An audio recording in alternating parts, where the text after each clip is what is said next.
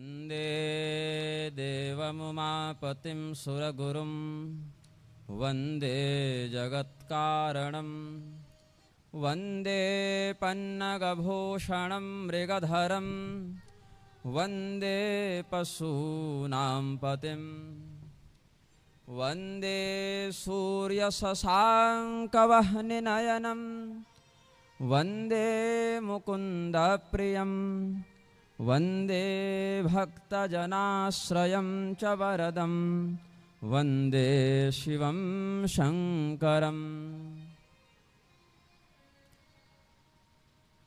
यं ब्रह्मा वरुणेन्द्ररुद्रमरुतः स्तुन्वन्ति दिव्यैस्तवैर्वेदैः साङ्गपदक्रमोपनिषदैर्गायन्ति यं सामगाः ध्यानावस्थिततद्गतेन मनसा पश्यन्ति यं योगिनो यस्यान्तं न विदुः सुरासुरगणा देवाय तस्मै नमः। नमोऽस्तु ते व्यासविशालबुद्धे फुल्लारविन्दायतपत्रनेत्र येन त्वया भारततैलपूर्णः प्रज्वालितो ज्ञानमयः प्रदीपः त्वां विघ्नशत्रुदलनेति च सुन्दरेति भक्तप्रियेति सुखदेति फलप्रदेति विद्याप्रदेत्यघहरेति च ये स्तुवन्ति तेभ्यो गणेशवरदो भवनित्यमेव। श्रीराम राम रघुनन्दन राम राम श्रीराम राम भरताग्रज राम राम श्रीराम राम रणकर्कश राम राम श्रीराम राम शरणं भव राम राम।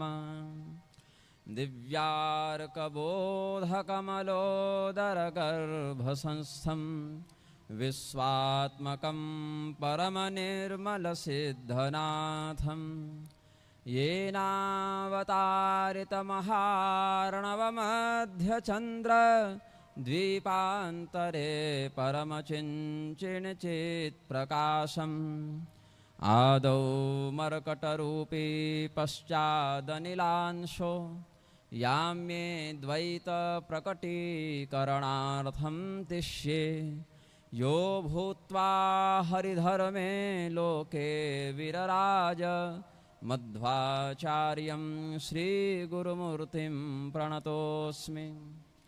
बाह्यान्तरकलामध्ये भाण्डब्रह्माण्डचारिणीं वेश्यदां त्रिगुणातीतां वन्दे निग्रहकारिणीं ज्ञानस्यास्ति निधिर्यातां शङ्करं च द्विजोत्तमं शिवशक्तिसमायुक्तौ नमामि पितरौ निजौ। नारायणं नमस्कृत्य नरं चैव नरोत्तमं देवीं सरस्वतीं व्यासं ततो जयमुदीरयेत्। श्रीनाथमचलं नित्यं सर्वज्ञत्वादिकामदं वन्दे मूलाधिकारस्थं बोधरूपं जगद्गुरुं। प्रेम से बोलिए आनंद कंद भगवान की जय। श्री लक्ष्मी नारायण भगवान की जय हो। श्री उमा महेश्वर भगवान की जय हो। श्री वेदव्यास जी महाराज की जय हो। भगवान नाम संकीर्तन करें। सीताराम सीताराम सीताराम सीताराम सीताराम सीताराम सीताराम सीताराम सीताराम सीताराम सीताराम सीताराम सीताराम सीताराम सीताराम सीताराम राधे श्याम राधे श्याम राधे श्याम राधे श्याम राधे श्याम राधे श्याम राधे श्याम राधे श्याम सीताराम सीताराम सीताराम सीताराम सीताराम सीताराम सीताराम सीताराम सीताराम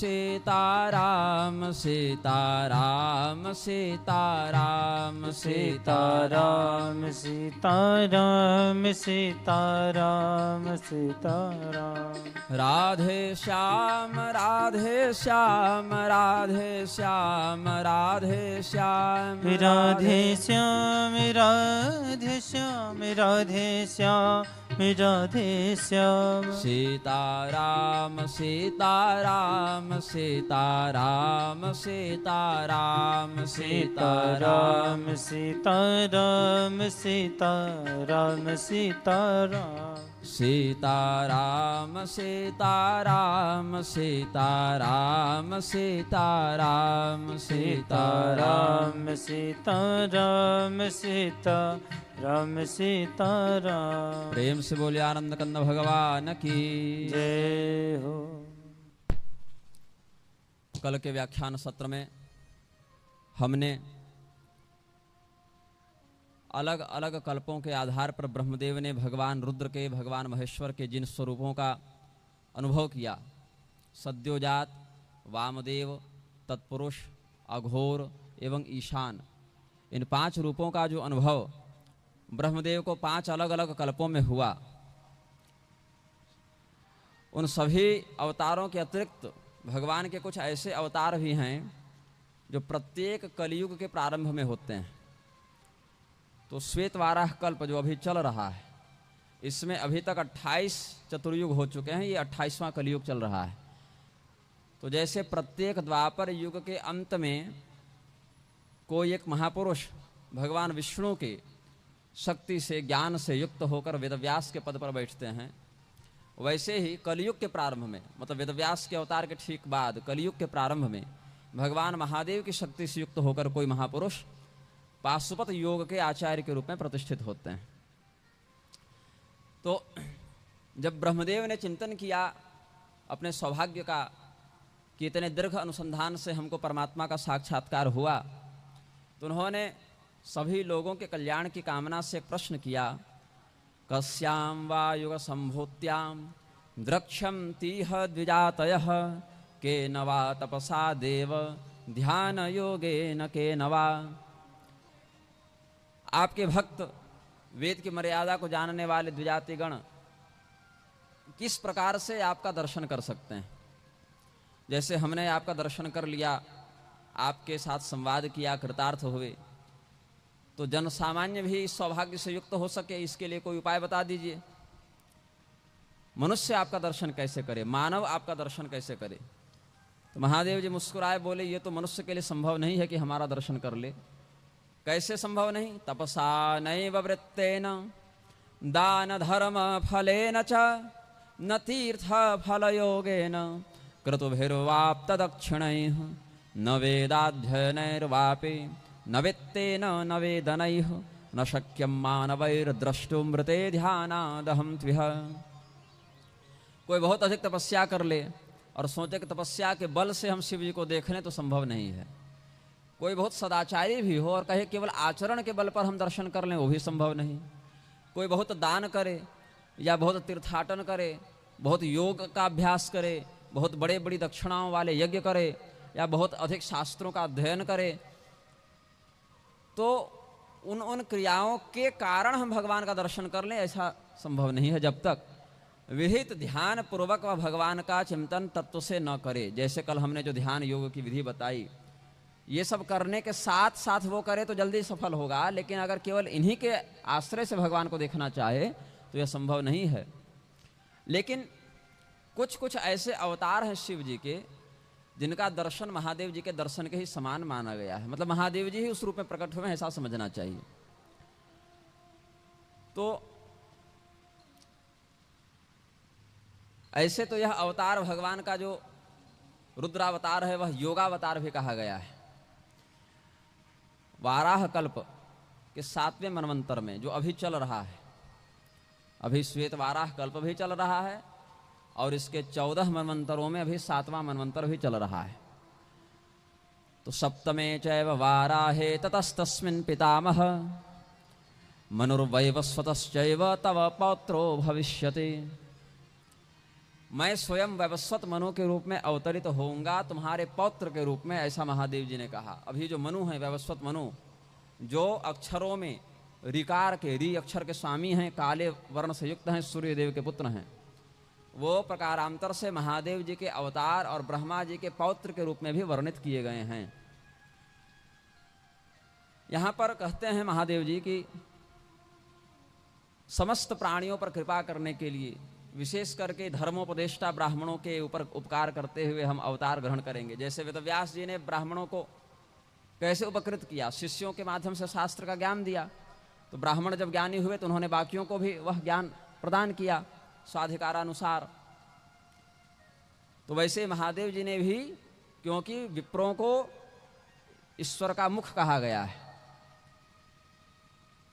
ब्राह्मण के मुख से निकला हुआ धर्मशास्त्र ईश्वर के मुख से निश्रित वाणी के रूप में प्रयुक्त किया गया है। इसीलिए परमात्मा किसी को शाप दिलवाना चाहें या अनुग्रह कराना चाहें तो विप्र मुख का प्रयोग करते हैं। ये राजा नाभि के यज्ञ में भगवान ने कहा है, जब ऋषभदेव का अवतार होने वाला था तब। तो इसीलिए यदि ब्राह्मण शास्त्रज्ञ नहीं होंगे तो संसार भी शास्त्र के मर्म को नहीं जान पाएगा। तो सर्वप्रथम ब्राह्मणों को और फिर उनके माध्यम से संपूर्ण संसार को उपकृत करने के लिए, उनको कल्याण प्रदान करने के लिए महादेव जी अवतार लेते हैं। तो सबसे पहला अवतार जो ज्ञानावतार है भगवान नारायण का, जो वेदव्यास के पद पर सबसे पहले इस मनवंतर में बैठे, पहले द्वापर के अंत में स्वयं ब्रह्मा जी ही बैठे प्रभु संज्ञक उपाधि को धारण करके। पहले वेदव्यास कौन हुए? ब्रह्मा जी ही हुए, प्रभु नामक उपाधि को धारण करते। प्रभुत्व शक्ति से युक्त है ना, सबों पर शासन करते हैं, उनके अनुशासन का अतिक्रमण कोई करेगा नहीं। इसीलिए उन्होंने मर्यादा को स्थापित करने के लिए प्रभुत्व शक्ति से युक्त होकर ब्रह्मा जी वेदव्यास के पद पर बैठे। और उनके बाद जब कलयुग ठीक प्रारंभ हुआ तो श्वेत नामक मुनि के रूप में अवतार लिया महादेव जी ने। इनका वर्णन हम कल थोड़ा कर चुके हैं। श्वेत लोहित कल्प में सफेद रंग के वस्त्र आभूषण शरीर से युक्त 5 वर्ष की अवस्था में, कुमारावस्था में महादेव जी का दर्शन किया है ब्रह्मदेव ने। तो सुनंद, उपनंदन, ये सब 4 उनके साथ योगेश्वर भी प्रकट हुए हैं। और उसी श्वेत लोहित कल्प में सद्योजात नामक स्वरूप से भगवान ने श्वेत नामक योगेश्वर को प्रकट किया है। वही पहले पाशुपत योगाचार्य हुए हैं, 28 जगत गुरुओं में पहले वही हुए। और उन्हीं के समकालीन कौन हुए? भगवान नारायण की शक्ति से युक्त ब्रह्मा जी, जो प्रभु नामक व्यास के पद पर बैठे। उस समय ये श्वेत मुनि हिमालय के एक शिखर पर तपस्या करते थे। उस शिखर का नाम है छागल। तो हिमालय में बहुत से शिखर हैं, पर्वत श्रृंखला है पूरी। तो उसी छागल शिखर में, हिमवत शिखरे रम्ये छागले पर्वतोत्तमे तदा शिष्या शिखा युक्ता भविष्यन्ति तदा मम। इनमें बहुत से जो आचार्य हुए वो कोई पूरे के पूरे जटाजूट से युक्त हुए, कुछ केवल शिखा से युक्त हुए, कुछ शिखा से रहित अवस्था में हुए, विशिखासः कपर्दिनः, हर प्रकार के आचार्य हुए। कुछ शिखा से युक्त हुए हैं, कुछ जटा से युक्त हुए हैं, कुछ दोनों से रहित हुए हैं। अलग अलग रूपों में सबका प्राकट्य हुआ है, अलग अलग रंग में, अलग अलग वेश में। जैसे रुद्रगण अलग अलग प्रकार के विचित्र विचित्र स्वरूप को धारण करते हैं, वैसे उस समय इनके 4 शिष्य हुए हैं। श्वेत श्वेत शिखश्चैव श्वेतास्य श्वेतलोहितः चत्वारस्तु महात्मानो ब्राह्मणा वेद पारगाः। वेद की मर्यादा को जानने वाले, शिव व्रत का अनुसरण करने वाले 4 ब्राह्मणों को भगवान महादेव ने प्रकट किया, जो इस शास्त्र का उपदेश करते। इसमें पहले शिष्य का नाम भी श्वेत ही था। गुरु जी का भी नाम श्वेत है और उनके 4 में से पहले शिष्य का भी नाम वही है, समान नाम वाले हुए। श्वेत, श्वेत शिख, श्वेतास्य और श्वेत लोहित, ये 4 शिष्यों को महर्षि श्वेत ने, रुद्रावतार ने अनुशिक्षित किया। और ये ध्यान योग में पूर्ण तत्पर होकर ब्रह्म भूयिष्ठ परमात्मा के तत्व को जानने वाले ब्रह्मवेत्ताओं में श्रेष्ठ माने गए और शिव धर्मानुसार इन्होंने संसार का मार्गदर्शन किया। फिर दूसरा द्वापर जब आया, इसी मनवंतर में दूसरा द्वापर जब आया, तो ब्रह्मदेव के अंश से उत्पन्न सद्यः प्रजापति उस समय व्यास के पद पर बैठे। इस वर्णन के अनुसार ऐसे कहीं कहीं कुछ भेद भी है नामावली में, विष्णु पुराण में थोड़ा अंतर है, देवी भागवत में थोड़ा अंतर है, ऐसे थोड़े से नाम भेद के साथ यहाँ वर्णित है। उस समय भगवान रुद्र जब अवतार लेते हैं, ज्ञानावतार, उनको कहते हैं सुतार। तार शब्द है वैसे सुतार।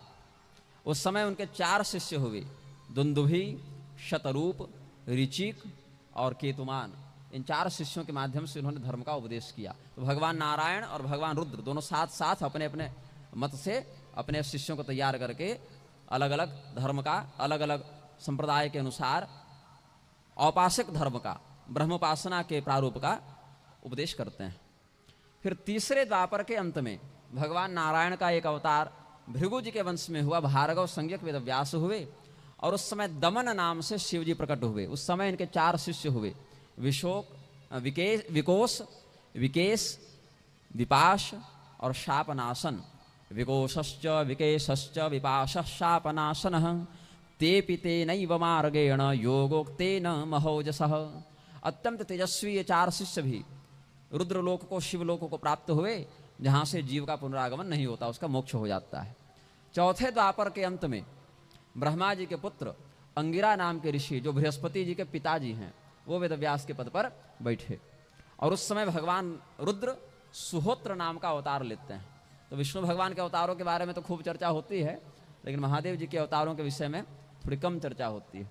तो सुहोत्र नाम से महादेव जी का अवतार हुआ है। उस समय उनके 4 शिष्य हुए, जो इनके पुत्र भी लगते थे। तत्रापि ममते पुत्राश्चत्वारोपि तपोधना सुमुख, दुर्मुख, दुर्धर और दुरतिक्रम। ये 4 संतान को ही अपने शिष्य के रूप में महादेव जी ने प्रकाशित किया है। फिर 5वां द्वापर आया। 5वें द्वापर के अंत में भगवान सूर्य सविता नाम को धारण करते हुए वेदव्यास के पद पर बैठे।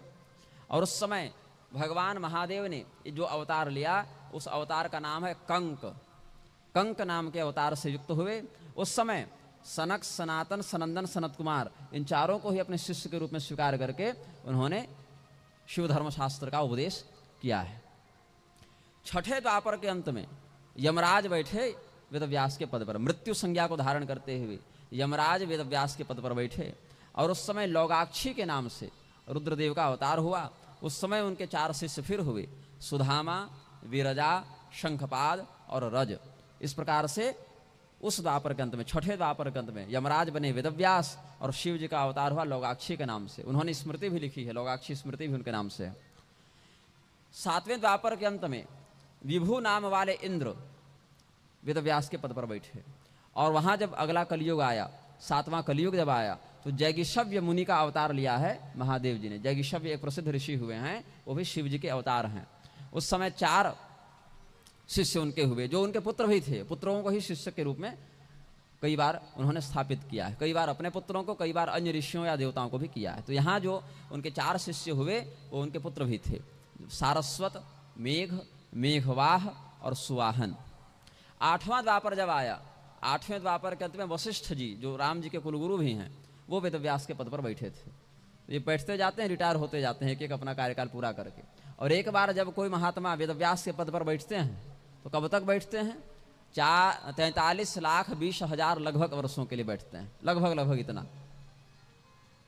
उतने समय तक वो धर्म का, व्यासपीठ का नियंत्रण उपदेशात्मक दृष्टि से ग्रहण करते हैं। फिर वो सेवानिवृत्त हो गए, अपनी तपस्या में लग गए। फिर उनके स्थान पर कोई दूसरे महापुरुष बैठ गए। तो वशिष्ठ जी 8वें वेदव्यास हैं। उस समय भगवान महादेव का जो योगावतार हुआ, उसको कहते हैं दधिवाहन। उस समय कपिल, आसुरी, पंचशिख और बास्कल, इन 4 को उन्होंने शिष्य बनाया। यही 4 सांख्य दर्शन के आचार्य भी माने गए हैं। इसमें कपिल मुनि इत्यादि भगवान नारायण के अवतारों में भी परिगणित हैं। जैसे सनत कुमार इत्यादि अवतार में थे और इधर भगवान महादेव ने भी उनको ज्ञान देकर अपने शिष्य के रूप में स्थापित किया। 9वें द्वापर के अंत में सारस्वत नाम के वेदव्यास हुए। सारस्वत मुनि वेदव्यास के पद पर बैठे और ऋषभ नाम से भगवान महादेव का भी एक अवतार हुआ। एक ऋषभ देव का अवतार विष्णु भगवान का है, जो राजा नाभि और मेरु देवी के पुत्र बने, जिनके पुत्र थे भरत जी, जो बाद में हिरण बने, फिर जड़ भरत बने। वही भरत जी के नाम पर इस देश का नाम भारत पड़ा है। वो ऋषभ देव जैनियों के लिए उनके मत में पहले तीर्थंकर भी माने गए हैं और हमारे मत में भगवान विष्णु के अवतार हैं। यहाँ पर ऋषभ नाम से भगवान महादेव का भी एक अवतार वर्णित है। उनके 4 ऋषि हुए शिष्य, पराशर मुनि, गर्ग मुनि, भार्गव। कहीं कहीं भार्गव से परशुराम को भी ग्रहण करते हैं, कहीं सौनक जी को भी ग्रहण करते हैं, कहीं कहीं मार्कंडेय जी को भी ग्रहण करते हैं। भार्गव शब्द शास्त्र में कई जगह आए हैं, तो कहीं परशुराम जी के लिए आया है, कहीं सौनक जी के लिए आया है, कहीं मार्कंडेय जी के लिए आया है और वह इत्यादि के लिए भी आया है। तो पराशर, गर्ग, भार्गव और अंगिरा ये सब गोत्र प्रवर्तक ऋषि भी हुए, इनके नाम से गोत्र भी हैं। तो इन गोत्र प्रवर्तक ऋषियों को ऋषभ नामक रुद्रावतार महादेव जी ने अपना शिष्य बनाया। 10वें द्वापर के अंत में त्रिपाद नामक ऋषि वेदव्यास के पद पर बैठे और भृगु जी के रूप में अवतरित हुए महादेव जी। उस समय भृगु के रूप में अपने आप को प्रकट किया है। अलग अलग ऋषि और अलग अलग देवता भी भगवान के ही किसी न किसी विभूति से युक्त हैं। यद्यद विभूति मत सत्तम श्रीमदुर्जितमेव वा तत्तदेवावगच्छत्तम मम तेजोंश संभवम। और अभी एक अद्भुत संयोग होने वाला है, अभी हुआ नहीं है, अभी उसको होने में समय है। लगभग 43,15,000 वर्ष अभी हैं। अगले वेदव्यास भी शिव जी के ही अवतार होंगे और उस समय योगावतार भी शिव जी का ही होगा। वहां जाकर मिश्रित हो जाएंगे दोनों। अश्वत्थामा बनने वाले हैं अगले वेदव्यास। अश्वत्थामा भी शिव पुराण के अनुसार भगवान महादेव के अवतार हैं। उसमें दोनों पद वो एक साथ संभाल लेंगे। तो यहाँ पर जैसे भगवान नारायण भी देखिए उधर वेदव्यास के पद पर भी बैठे और सनत कुमार इत्यादि अवतार के माध्यम से आ गए महादेव जी की परंपरा में भी। तो ऐसा पारंपर्य का अभेद भी देखने को मिल जाता है कई बार। तो 10वें द्वापर के अंत में त्रिपाद मुनि जो हैं वो नारायण भगवान की शक्ति से युक्त होकर वेदव्यास का कार्य करेंगे और उनके समकालीन होकर भृगु मुनि के स्वरूप से भगवान महादेव शिव धर्म का उपदेश करते हुए हिमालय के भृगु तुंग नामक शिखर पर तपस्या करेंगे। उन्हीं के नाम से, तुंग मतलब ऊंचा, तुंग तो शिखर हो गया तुंग, और भृगु जी के कारण भृगु तुंग नाम पड़ गया उसका। तो नामना भृगोस्तु शिखरम प्रथितम देव पूजितम हिमवत शिखरे रम्ये भृगु तुंगे नगोत्तमे। उस समय इनके 4 शिष्य होंगे, बलबंधु, निरामित्र, केतु श्रृंग और तपोधन। 11वें द्वापर के अंत में भगवान नारायण की शक्ति त्रिव्रत नामक ऋषि में चली जाएगी और वो उस समय वेदव्यास के पद पर बैठेंगे और हरिद्वार में जाकर महादेव जी का अवतार लेंगे। उनका नाम होगा उग्र। उग्र उनके 4 शिष्य लंबोदर, लंबाक्ष, लंबकेश और प्रलंबक। द्वापर युग जब 12वां आएगा तो शततेजा नामक ऋषि भगवान नारायण की शक्ति से युक्त होकर वेदव्यास बनेंगे। उस समय अत्रि मुनि में रुद्रदेव की शक्ति प्रतिष्ठित हो जाएगी और वो हैतुक वन में अवतरित होकर शिव धर्मशास्त्र का उपदेश करेंगे। उनके 4 शिष्य होंगे, सर्वज्ञ, समबुद्धि, साध्य और सर्व। ये 4 शिष्य उनके होंगे। जब ये 12 तक होगा, अब 13वां जब होगा द्वापर युग, वो तो हो चुका। अब जब 13वां द्वापर युग आया था उसके अंत में धर्मदेव ही नारायण नाम को धारण करते हुए, धर्म के 2 पुत्र भी हैं, नर और नारायण को धर्मपुत्र मानते हैं, तो अपने ही अंश नारायण के रूप से वो वेदव्यास के पद पर बैठेंगे। और बालखिल्य ऋषियों के जो क्रतु जी के पुत्र हैं वो जिस स्थान पर तपस्या करते हैं, गंधमादन पर्वत पर, गंधमादन पर्वत पर ही हनुमान जी भी तपस्या करते हैं, जहाँ पर ये भीमसेन को उन्होंने दर्शन दिया है। जब भीमसेन गए हैं द्रौपदी जी के आग्रह पर कमल लाने के लिए, उत्तर दिशा की ओर सौगंधिक पुष्प लाने के लिए, तो बीच में हनुमान जी मिले हैं कि पूंछ रख दिए थे मार्ग में। तो उन्होंने कहा, अरे बानर तो ये पूंछ हटा ले, थोड़ा किनारे होकर बैठ जा। तो हनुमान जी बोले कि मैं बूढ़ा हो गया हूँ, क्या पूंछ हटाऊं, इतनी ताकत बची नहीं, तो तुम पराक्रमी लगते हो, तुम जरा पूंछ हटा दो। तो भीम को बड़ा क्रोध हुआ, अरे मुझे मानो चुनौती देता है कि मैं पूंछ नहीं हटा पाऊंगा। तो भीम अपना पराक्रम लगाए, पहले अपना परिचय दिया कि मैं वायुपुत्र भीम हूँ, मुझसे थोड़ा तरीके से बात किया करो, मेरा पराक्रम बड़ा प्रख्यात है। तो हनुमान जी ने कहा कि भाई तुम्हारा पराक्रम है, मेरा तो नहीं है ना, तो हम थोड़े पूंछ हटा पाएंगे। तो फिर भीमसेन ने पूंछ को हटाने का प्रयास किया, हनुमान जी की पूंछ हटी नहीं, तो बहुत परेशान हो गए, थक गए। तब शरणागत हुए, बोले आप अपना परिचय दीजिए, आप तो हमको लगता है कि हमारे ही पूर्वज हैं आप। बोले जो वायुपुत्र तुम हो सो हम हैं, बस हम थोड़ा पहले हो गए, तुम बाद में हुए हो। हमारा जो उद्भव है वो वायु देवता के तेज से है। तो फिर हनुमान जी को प्रणाम करते हैं भीमसेन। हनुमान जी बोले वरदान मांगो। तो उन्होंने कहा कि आप पहले तो ऐसा चिंतन किया कि रावण को जब मुक्का मारा है हनुमान जी ने, उस समय जो आपने रूप धारण किया था उस रूप को दिखाइए। बोले वो तुम देख नहीं पाओगे, तुम मर जाओगे, तुमको हृदयाघात हो जाएगा, हार्ट अटैक हो जाएगा तुमको, थोड़ा कम उग्र रूप का तुम दर्शन करो। बोले अच्छा ठीक है। तब वो पवन तनय बल पवन समाना वाला रूप दिखा दीजिए जो समुद्र लंघन के समय आपने धारण किया। हनुमान जी ने कहा देखो वो भी तुम्हारे हिसाब से थोड़ा ज़्यादा ही है, उसको भी तुम नहीं देख पाओगे, लेकिन चलो ठीक है, मैं तुमको सामर्थ्य देता हूँ कि कुछ सहन कर लोगे मेरे तेज को। तो जब वो अपना रूप बढ़ाने लगे, बड़ा करने लगे, तो पूरा नहीं रूप दिखाए थे, अभी तो बढ़ा ही रहे थे रूप को, इतने में भीमसेन बेहोश होने लगे। बोले अब बस हो गया। बोले ये पूरा नहीं है, बोले इतना ही मेरा सामर्थ्य है। तब फिर हनुमान जी प्रसन्न हुए, उन्होंने वरदान दिया कि ठीक है भीम, तुम जब युद्ध करोगे तो तुम्हारे अंदर मेरी शक्ति की प्रतिष्ठा होगी और तुम बड़े प्रचंड पराक्रम के साथ शत्रुओं पर हावी रहोगे। ऐसे तो पराक्रमी हो ही, लेकिन और विशेष मेरा समर्थन, मेरी कृपा तुम पर रहेगी, और अर्जुन के झंडे पर बैठकर मैं तुम्हारे शत्रुओं का काल बनकर उनकी प्राण का, उनकी आयु का हरण करता रहूंगा। ये सब हनुमान जी की कृपा रही पांडवों पर। पांडव इसके अधिकारी भी थे।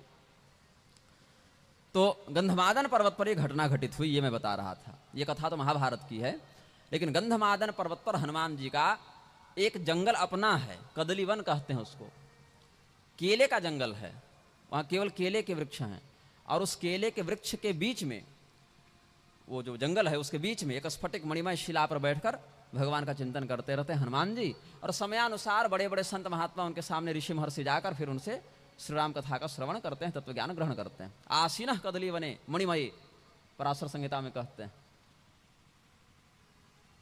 ध्येयो हनुमान कपि, आसीनः कदली वने मणिमये ध्येयो हनुमान कपि।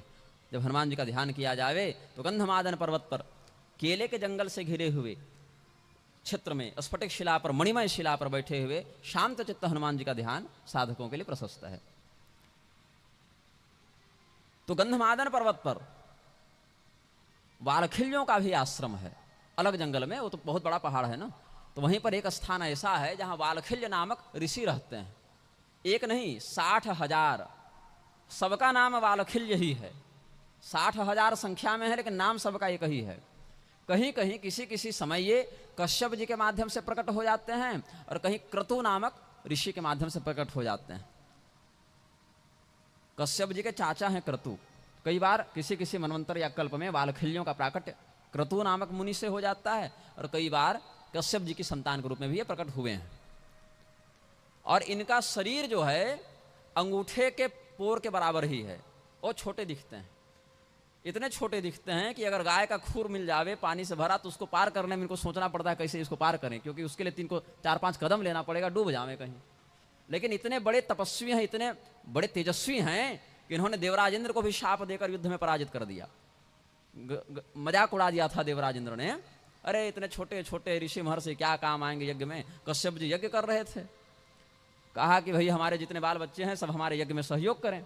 वालखिल्य इत्यादि या तो पुत्र लगेंगे या तो भतीजे लगेंगे, ये भाई लगेंगे दूसरे मत में, लेकिन छोटे ही हैं। कश्यप जी का सम्मान करते हैं ये लोग। तो कश्यप जी ने कहा कि हमको यज्ञ करना है, तो यज्ञ के लिए, हवन के लिए हमको लकड़ी चाहिए, समिधा चाहिए। तो हमारे जितने ये सब पुत्र हैं सभी हमारे लिए हवन की लकड़ी लेकर आए। तो देवराज इंद्र भी कश्यप जी के पुत्र हैं, वो गए लकड़ी लाने। बहुत बड़ी कोई शाखा अपने पराक्रम के हैसियत के अनुसार, अपने सामर्थ्य के अनुसार कोई बहुत बड़ी शाखा लेकर वो आ रहे थे। और ये वालखिल्य मुनि भी एक टहनी अपने हिसाब से लेकर आ रहे थे जितना इनका सामर्थ्य था, और बीच में खड़े हो गए क्योंकि आगे गाय का खुर था, और गाय बहुत सारे खुर थे। तो सोचे अब इसको कैसे पार करें।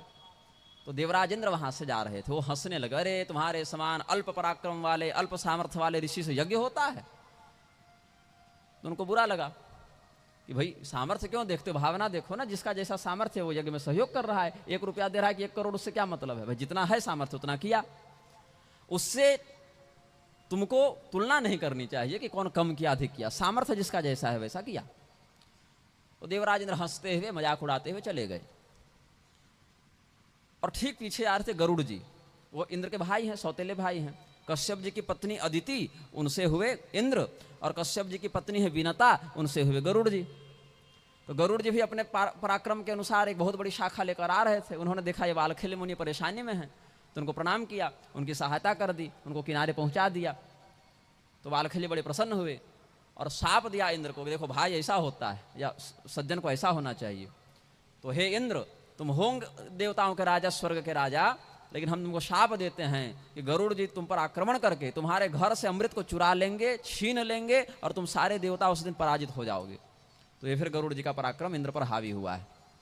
फिर गरुड़ जी के ऊपर जब इंद्र ने वज्रपात किया, वज्र से तो कुछ होना नहीं है गरुड़ जी को, लेकिन जैसे ब्रह्मास्त्र का मान रखने के लिए हनुमान जी कुछ समय के लिए बंधने का नाटक कर गए, वैसे गरुड़ जी ने अपना एक छोटा सा पंख गिरा दिया कि जाओ तुम्हारा वज्र हमारे पंख पर गिरा, वज्रपात हुआ तो एक पंख हमारा थोड़ा झड़ गया, नीचे गिर गया, ताकि तुम्हारा अस्त्र निष्फल न माना जावे।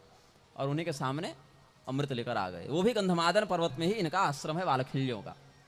तो शब्द तो आ गया वालखिल्य, लेकिन कितना बड़ा महात्म्य है इन ऋषियों का, ये हमने थोड़ा आपको संकेत कर दिया। यद्यपि ये कथा यहाँ ऐसे वर्णित नहीं है, लेकिन वालखिल्य शब्द से हमने सोचा थोड़ा बता दूं। तो ये वालखिल्य मुनियों का आश्रम है गंधमादन पर्वत में। 13वें द्वापर युग के अंत में भगवान धर्म का जब नारायणावतार हुआ था, और उस समय वो वेदव्यास के पद पर बैठे थे, उन्हीं के समकालीन वालखिल्यों के आश्रम में बाली के नाम से रुद्र जी का एक अवतार होगा, महादेव जी का। बाली, ये सुग्रीव बाली वाले नहीं हैं, बाली नाम के अवतार हैं शिव जी के, वो दूसरे हैं। उस समय सुधामा, काश्यप, वासिष्ठ मतलब वशिष्ठ जी के पुत्र, और विरजा, ये 4 ऋषियों को ये दीक्षा देंगे, और ये नैष्ठिक ब्रह्मचारी होकर भगवान महेश्वर का ध्यान करते हुए, उपदेश करते हुए फिर मोक्ष को प्राप्त कर जाएंगे। 14वें द्वापर के अंत में तरक्षु नामक वेदव्यास होंगे, और अंगिरा जी के वंश में उत्पन्न होकर शिव जी गौतम जी का अवतार लेंगे। गौतम मुनि के नाम से का अवतार होगा इनका, और गौतम वन में उनका आश्रम होगा। अत्रि, देवसद, श्रवण और श्रविष्ठक, ऐसे 4 अवतार इनके होंगे। 15वें द्वापर के अंत में त्रयारुणी नामक महात्मा नारायण तत्व की शक्ति से युक्त होकर वेदव्यास होंगे। उस समय वेदशिरा नाम से महादेव जी अवतार लेंगे। ये वेदशिरा कौन है? ये पार्वती जी जा रही थी तपस्या करने के लिए, तो घर वाले मना कर रहे थे, तो वेदशिरा मुनि आए थे समझाने। गोस्वामी जी का आप स्मरण कर लेंगे। तो वेदशिरा भी रुद्रावतार माने गए हैं। तो वेदशिरा नामक अपने पारमेश्वरी वृत्ति को प्रकट करेंगे, और हिमालय के पीछे वेदशीर्ष नामक शिखर पर तपस्या करेंगे। वहाँ कुणी, कुणिबाहु, कुशरीर और कुनेत्रक, ऐसे 4 पुत्रों को शिष्य के रूप में स्वीकार करते हुए उनको शिव धर्म का उपदेश करके मोक्ष का अधिकारी बना देंगे। ये हो गए 15 तक, 28 तक जाना है। 16वें द्वापर के अंत में देव नामक ऋषि वेदव्यास बनेंगे, और गोकर्ण नाम का अवतार ग्रहण करेंगे महादेव जी। ऐसे एक गोकर्ण धुंधकारी वाले भी गोकर्ण हैं, उनमें भी ईश्वरीय अंश की प्रतिष्ठा बताते हैं। कदाचित शिव जी के जो गोकर्ण जी वहाँ हुए थे, वही गोकर्ण गाय के पेट से फिर से भागवत धर्म शास्त्र का उपदेश करने के लिए प्रकट हुए, तो कोई अतिशयोक्ति नहीं है। तो दक्षिण में ये सब तीर्थ हैं, अभी भी गोकर्ण जी का तीर्थ है दक्षिण में। तो गोकर्ण नाम से अवतार लेकर गोकर्ण वन में तपस्या करेंगे। वहाँ पर बृहस्पति मुनि, च्यवन ऋषि, उशना मतलब शुक्राचार्य, और काश्यप मतलब कश्यप पुत्र, ये सब इनके शिष्य होंगे, और इनके माध्यम से माहेश्वर योग का उपदेश किया जाएगा। 17वें द्वापर के अंत में देवकृतंजय नामक वेदव्यास, जो हिमालय की महालय नामक शिखर में गुफा में निवास करेंगे।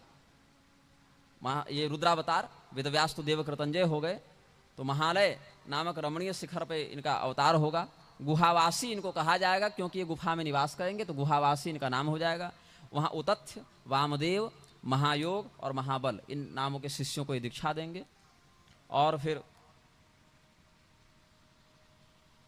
इन शिष्यों का जो महात्म्य थोड़ा स्पष्ट बताया गया है कि उस द्वापर के अंत में जब ये अवतार होगा कलयुग के प्रारंभ में, उस समय न केवल शिव जी का बल्कि उनके शिष्यों का भी जो चिंतन करें और महालय क्षेत्र में जाकर उनका दर्शन करें उस कलयुग में, तो 10 आने वाली और 10 पहले की और एक अपनी, ऐसे 21 पीढ़ियों का, 10 पूर्वज, 10 वंशज, तो 20 हो गए, और एक स्वयं, ऐसे 21 पीढ़ियों का वह उद्धार करके महादेव जी के धाम को प्राप्त कर जाते थे। 18वें द्वापर में ऋतंजय नामक ऋषि वेदव्यास होंगे। वहाँ महादेव जी का एक अवतार होगा शिखंडी नामक पर्वत में, शिखंडी के ही नाम से, उन्हीं के नाम से पहाड़ का नाम हो जाता था। वहाँ पर इनके 4 शिष्य वाचस्रवा, ऋचिक, श्यावास्व और यतीश्वर, ऐसे 4 इनके शिष्य होंगे। 19वें द्वापर के अंत में, 19वें त्रेता में भी भगवान का एक अवतार हुआ है, परशुरामावतार, ब्रह्मांड पुराण के अनुसार। कल स्वामी विद्याभास्कर जी महाराज से कुछ चर्चा चल रही थी, सुबह 3 घंटा सत्संग हम लोग का फोन पर ही हुआ। कौन सा अवतार किस युग में हुआ था, इसका चिंतन चल रहा था। तो उसमें ब्रह्मांड पुराण का और स्कंद पुराण के प्रभास खंड का कुछ स्वाध्याय हुआ। तो 19वें त्रेता में कहते हैं परशुराम जी का अवतार, और 19वें द्वापर में भरद्वाज ऋषि में नारायण तत्व प्रतिष्ठित होगा और वो वेदव्यास बनेंगे। और 19वें कलियुग में जटायु पर्वत पर जटामाली नाम से भगवान महादेव का अवतार होगा। तो संभवामी युगे युगे, अलग अलग युग में समयानुसार भगवान की शक्ति अलग अलग स्वरूप से प्रकट होती है। केवल कृष्ण भगवान के ही मुख से निकली वाणी है ये, लेकिन सभी ब्रह्म तत्वों पर लागू है, वो तो ब्राह्मी वाणी है ना। उस समय 4 ऐसे ऋषियों का यहाँ पर नाम है जो कि वेदोक्त भी हैं। कुथुमी, हिरण्यानाभ, कौशल्य, लोकाक्षी, कौथुमी शाखा भी है सामवेद में ना, तो कुथुमी से कौथुमी बनी, लोकाक्षी, कौशल्य और हिरण्यनाभ, इन ऋषियों का यह मार्गदर्शन करेंगे, उनको शिष्य के रूप में स्वीकार करेंगे। 20वें द्वापर के अंत में गौतम मुनि वेदव्यास बनेंगे और उसी समय अट्टहास के नाम से महादेव जी का अवतार होगा। उस समय सुमंतु, बर्बरी, कबंध और कुशिकंधर, इन 4 ऋषियों को ये अपना शिष्य बनाएंगे। 21वें द्वापर के अंत में वाचस्रवा नामक ऋषि वेदव्यास बनेंगे और उस समय महादेव जी का देवदारू वन में एक अवतार होगा। और दारुक उनका नाम होगा, नागेशम दारुका वने, वहां भी एक उनका अवतार हुआ है। दारुक वन में या देवदारू वन में दारुका अवतार लेंगे भगवान रुद्र, और उनके 4 शिष्य होंगे, प्लक्ष, दार्धायणी, केतुमान और गौतम, इनके नाम से अवतार होगा। फिर सुस्मायण नामक वेदव्यास 22वें द्वापर में होंगे। और जब भगवान श्री रामचंद्र जी का अवतार सारस्वत कल्प में होता है, तो भुसुंडी रामायण में ब्रह्मदेव ने काकभुसुंडी को बताया है कि सारस्वत कल्प वाला अवतार 22वें त्रेता में होता है, श्री राम जी का अवतार। तो सारस्वत कल्प के अनुसार अगर देखें तो 22वें त्रेता में श्री रामचंद्र जी, और फिर इधर श्वेतवाराह कल्प की ये सूची देखें तो 22वें द्वापर के अंत में सुस्मायण नामक ऋषि वेदव्यास के पद पर बैठेंगे, और 22वें कलियुग के प्रारंभ में भीम नामक अवतार लेंगे महादेव जी। उग्रश्च, भीमश्च, ध्वांतश्च, धुनिश्च, ये सब भी श्रुतियां कहती हैं। तो ये सब अवतार भी यहाँ पर स्मर्तव्य हैं।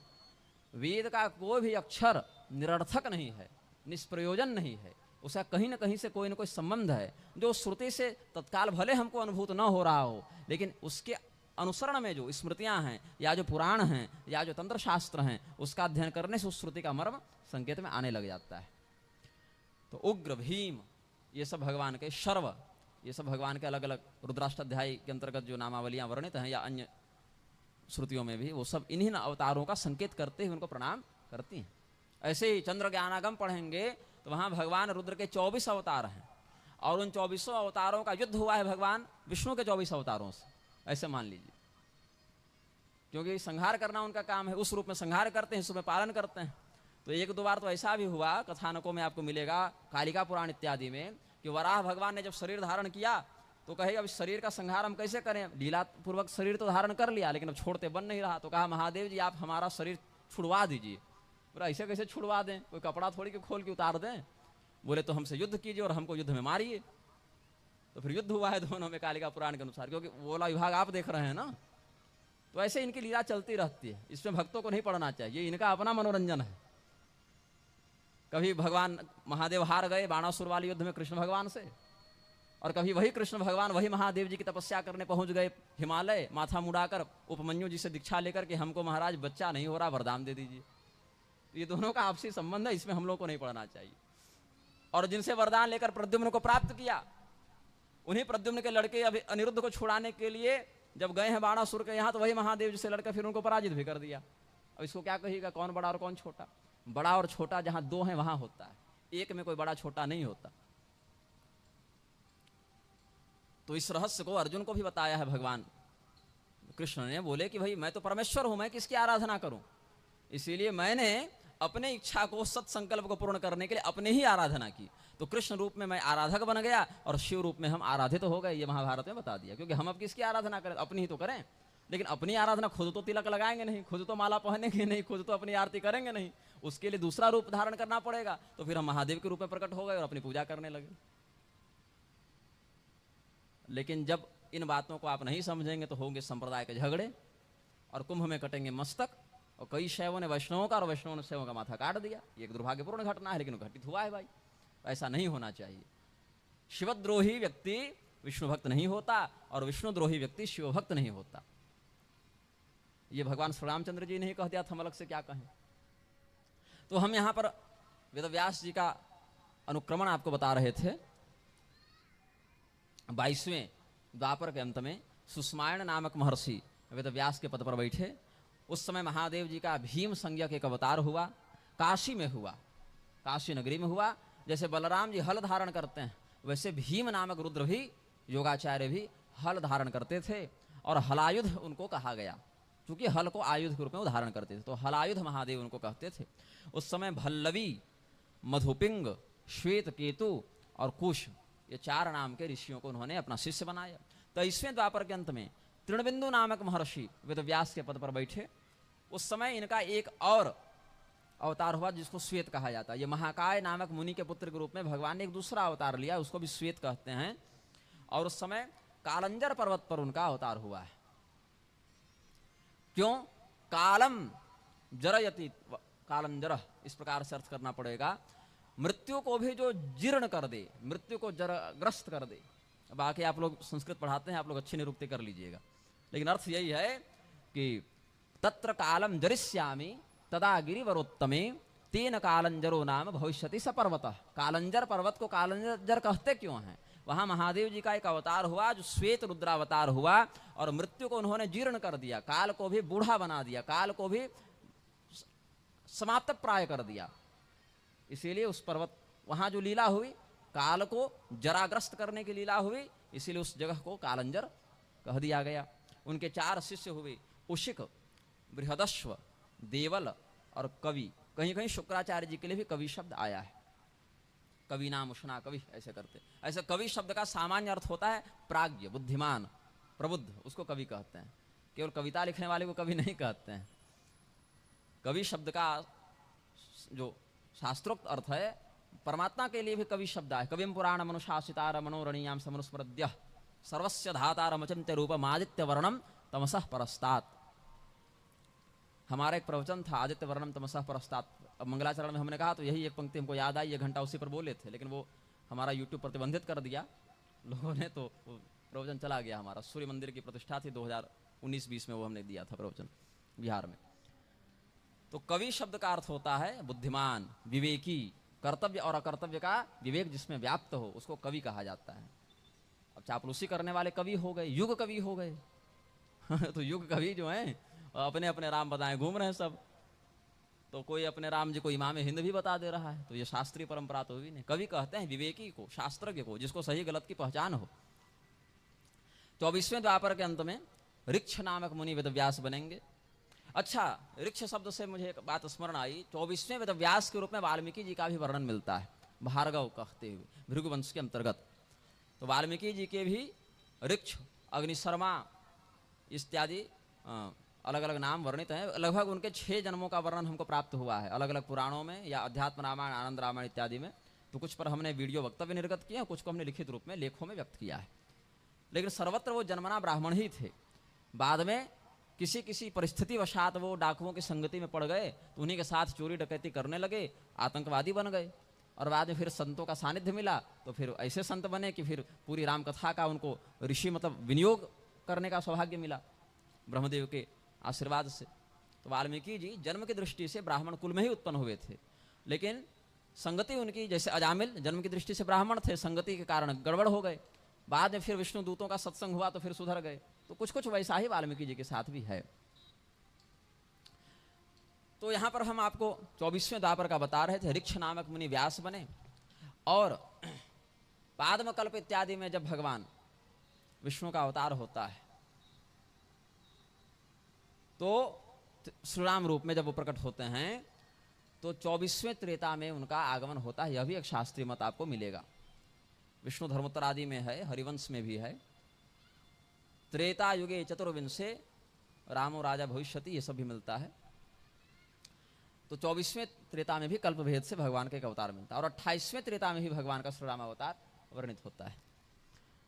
तो भगवान नारायण का ऋक्ष मुनि में विन्यास और उस समय ऋक्ष मुनि का वेदव्यास बनना 24वें द्वापर के अंत में, और शूली के रूप में नैमिषारण्य क्षेत्र में महादेव जी अवतार लेते हैं त्रिशूल धारण किए हुए। जैसे इधर हल धारण किए थे, हलायुध हो गए, अब त्रिशूल धारण करने से इनको शूली कहते हैं।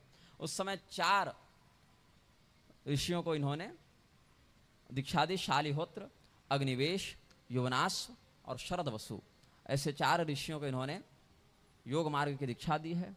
फिर 25वें द्वापर के अंत में वशिष्ठ जी के पुत्र और वर्तमान वेदव्यास जी के दादा, जिनका नाम था शक्ति, शक्ति मुनि वेदव्यास हुए।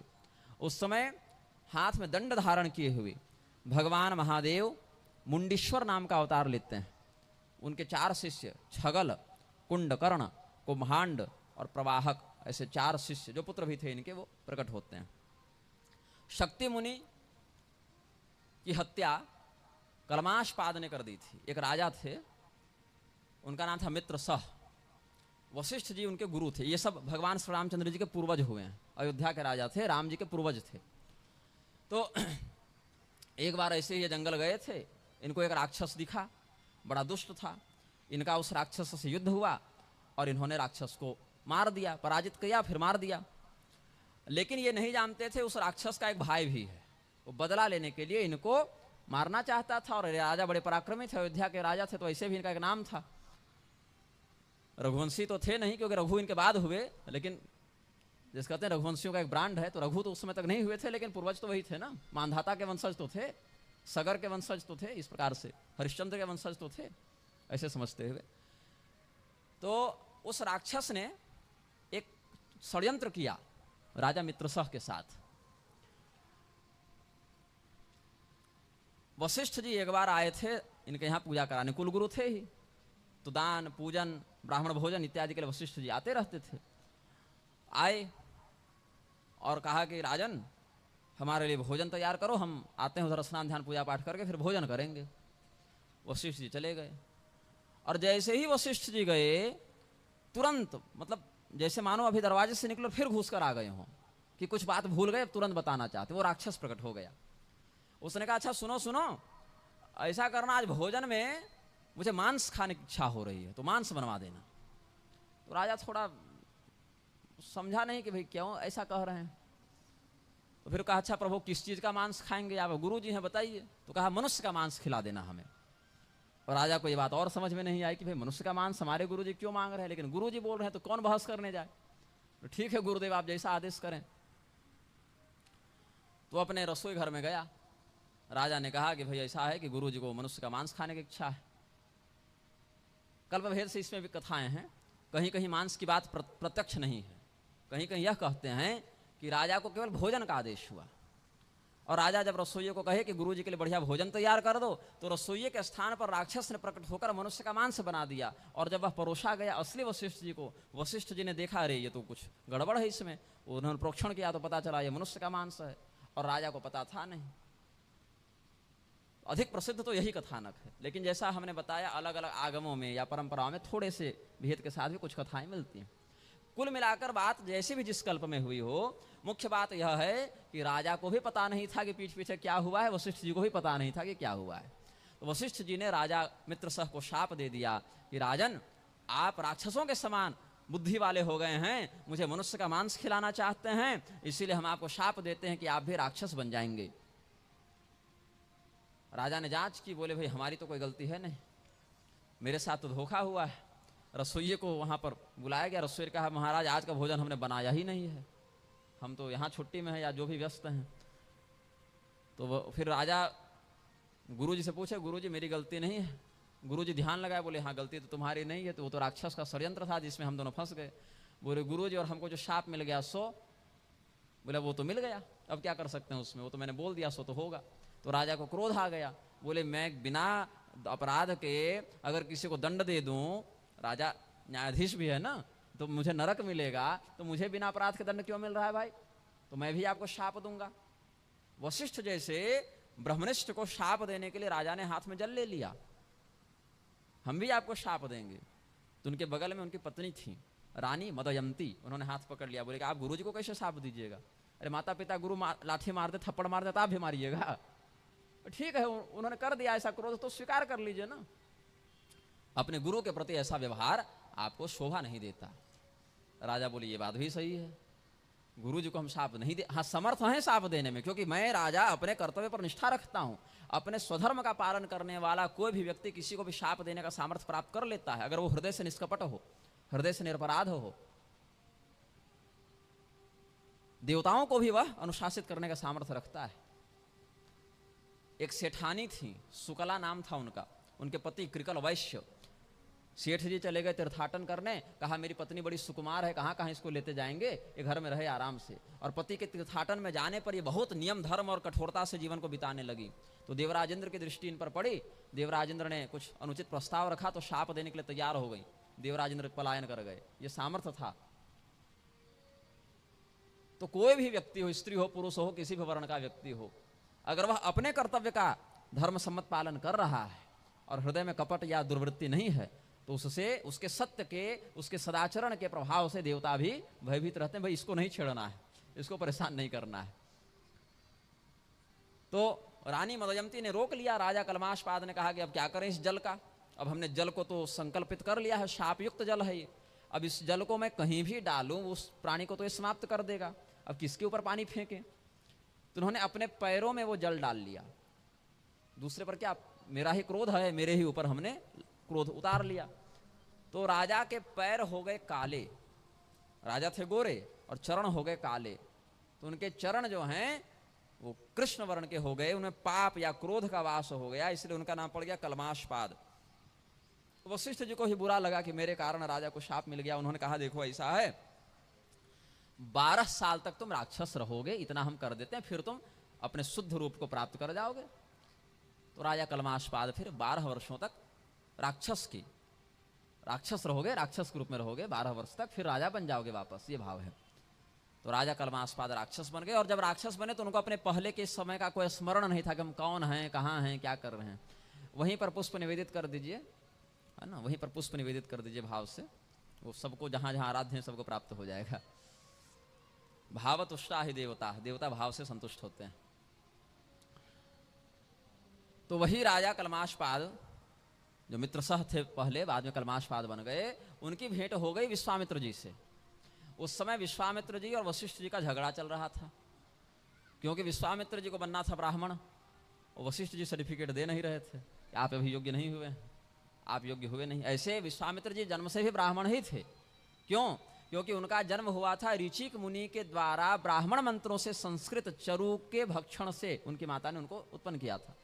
तो संस्कार की दृष्टि से वो ब्राह्मण ही थे, लेकिन उनके ऊपर क्षत्रियत्व का जो आवरण था उसको हटाने के लिए तपस्या कर रहे थे। वशिष्ठ जी उनका समर्थन कर नहीं रहे थे, बोले नहीं, अभी आप में और सहनशीलता चाहिए, और संतोष चाहिए, और धैर्य चाहिए, और ऋजुता चाहिए, और आर्जव चाहिए। जो जो शमोदमस तपस शौचम क्षामतिरार्जव में वचो, सब आप में अभी है, लेकिन कम है, पर्याप्त नहीं है, परिपुष्ट नहीं है। तो उन्होंने कहा कि ये बहुत पंडित जी ज्यादा ज्ञान बता रहे हैं, वशिष्ठ जी से बदला लेना पड़ेगा। और वशिष्ठ जी से लड़कर बदला ले नहीं सकते थे, तो जब कोई व्यक्ति आपसे लड़कर न जीत सके तो क्या करता है, आपके परिवार वालों को टारगेट करता है, पत्नी को, बच्चे को, बूढ़े माता पिता को परेशान करेगा। आपका कोई शत्रु हो और आपसे न लड़ सके तो आप जब घर से बाहर जाइएगा तो आकर घर में बच्चों को धमका कर चला जाएगा, पत्नी को धमका कर चला जाएगा। फिर पत्नी कहेगी करे कहाँ झगड़ा पाले हुए, छोड़िए न, जाने दीजिए न। तो जो व्यक्ति अपनी लड़ाई लड़कर जीत सकता है, अपने परिवार की बात आने पर बेचारा हार जाता है, पीछे आ जाता है कि क्या करें, बच्चे की बात है, पत्नी की बात है, छोड़ो लड़ाई, जाने दो। तो वशिष्ठ जी के 100 पुत्र थे, उन 100 पुत्रों को राजा कलमाशपाद के हाथों भक्षण करवा दिया विश्वामित्र जी ने, कि राक्षस को कहा कि तुमको भोजन चाहिए, जाओ वशिष्ठ जी के यहाँ जाकर खा लो। तो 100 पुत्रों का भक्षण कर लिया, जिसमें सबसे बड़े पुत्र थे महर्षि शक्ति। और वही शक्ति जी जो हैं 25वें द्वापर के अंत में वेदव्यास बने थे। अब शक्ति नाम से हमने इतना बता दिया, शक्ति मुनि कौन है। उस समय महादेव जी का अवतार हुआ मुंडीश्वर नाम से, और छगल, कुंडकर्ण, कुंभांड और प्रवाहक, इन नामों वाले शिष्यों को उन्होंने प्रकट किया है। ये 25वें द्वापर और कलयुग के बीच की बात है। तो वशिष्ठ जी चले गए अवसाद में। देखिए डिप्रेशन में कोई भी जा सकता है, डिप्रेशन में जाना बुरी बात नहीं है, डिप्रेशन में जाकर आत्महत्या कर लेना बुरी बात है। भाई चिंता किसी को हो सकती है, तनाव किसी को हो सकता है। अर्जुन कितने बड़े योद्धा हैं, देवराज इंद्र उनको अपने सिंहासन पर आधे भाग में बैठा रहे हैं कि आप आए स्वर्ग में और निवात कवच काल के इत्यादि राक्षसों को मारा तो हमारी जान बची। महादेव जी जिन पर प्रसन्न होकर पाशुपतास्त्र दे रहे हैं। देवराज इंद्र से 2-2 बार अर्जुन लड़े हैं और एक बार भी नहीं हारे। तो ऐसे महापराक्रमी अर्जुन भी अवसाद में गए कि नहीं गए? वेपथुश्च शरीरे में रोम हर्षश्च जायते गांडीवं संसते हस्तात् त्वक्चैव परिदह्यते। गीता का पहला अध्याय देखिए। गीता क्यों सुनाई भगवान ने? क्योंकि अर्जुन के हाथ कांप रहे हैं, पसीना छूट रहा है, धनुष को धारण नहीं कर पा रहे हैं, कैसे लड़ेंगे? अरे कैसे क्या लड़ेंगे? 2 महीना पहले विराट नगर में इन्हीं से तो लड़े थे। वो भी तब लड़े थे जब आप बृहन्नला के रूप में थे, साड़ी पहने हुए थे। आपका सारथी इतना नालायक था कि शंख बजा रहे हैं अर्जुन तो सारथी रथ छोड़ के भाग जा रहा है कि बहुत जोर से बज रहा है। यहां तो कृष्ण भगवान सारथी हैं। ऐसे नालायक सारथी से युक्त होकर उत्तर से के साथ साड़ी पहनकर आप अकेले बिना सेना के सारे कौरवों को, ये भीष्म द्रोण कृपाचार्य को हरा चुके हैं और यहाँ पूरी सेना आपके साथ है, भगवान आपके साथ हैं। अब आप उर्वशी के साप से नपुंसक भी नहीं रहे, पूर्ण पुरुष बन गए हैं, तब आपको लड़ने में हाथ कांप रहा है। इसीलिए अर्जुन को कहा भगवान ने क्लैव्यंग मास्मगमः पार्थ नैतत्त्वयुपपद्यते। अर्जुन नपुंसक मत बनो, हृदय की दुर्बलता का परित्याग करके खड़े हो जाओ, युद्ध लड़ो। बोले नहीं लड़ेंगे। क्यों नहीं लड़ेंगे? क्योंकि पाप लगेगा। गुरुन हत्वा हे महान भावान श्रेयो भोक्तुम भैक्षमपि हलोके। ये खून से सने राज्य का क्या उपभोग करें, हम तो भीख मांग के खा लेंगे। बोले वो सब काम सुदामा जी कर रहे हैं। भीख मांग के खाने का ब्राह्मणों का है, क्षत्रियों का नहीं है। ब्राह्मण अपना काम कर रहे हैं। वो मिथिला जाओ, श्रुतदेव ब्राह्मण से मिलो, इधर सुदामा जी से मिलो, वो सब अपना ब्राह्मण का काम कर रहे हैं। तुम क्षत्रिय हो, तुम्हारा काम है धर्मयुद्ध करना। सुदामा जी आकर तुम्हारे बदले नहीं लड़ेंगे। तो जिसका जो कार्य है वो वही करेगा और उसी से स्वकर्मणा तमभ्यर्च सिद्धिं विन्दति मानवः। रैदास की कठौतिया से लेकर तुलसीदास की माला तक एक ही कर्म व्याप्त है, वहीं से उसकी आराधना जुड़ जाती है ना। और अर्जुन के गांडीव से मीराबाई की एकतारा तक वही परमात्मा व्याप्त है, वहीं से उनकी आराधना हो जाती है। तो महर्षि शक्ति का जब भक्षण कर लिया राजा कलमाशपाद ने राक्षस रूप में, तो वशिष्ठ जी चले गए अवसाद में। बोले अब मेरा जीवन किस काम का, मैं आत्महत्या कर लूंगा। तो आत्महत्या कैसे कीजिएगा? जहर खाइएगा, पहाड़ से कूदिएगा, नदी में जाकर कूद जाइएगा।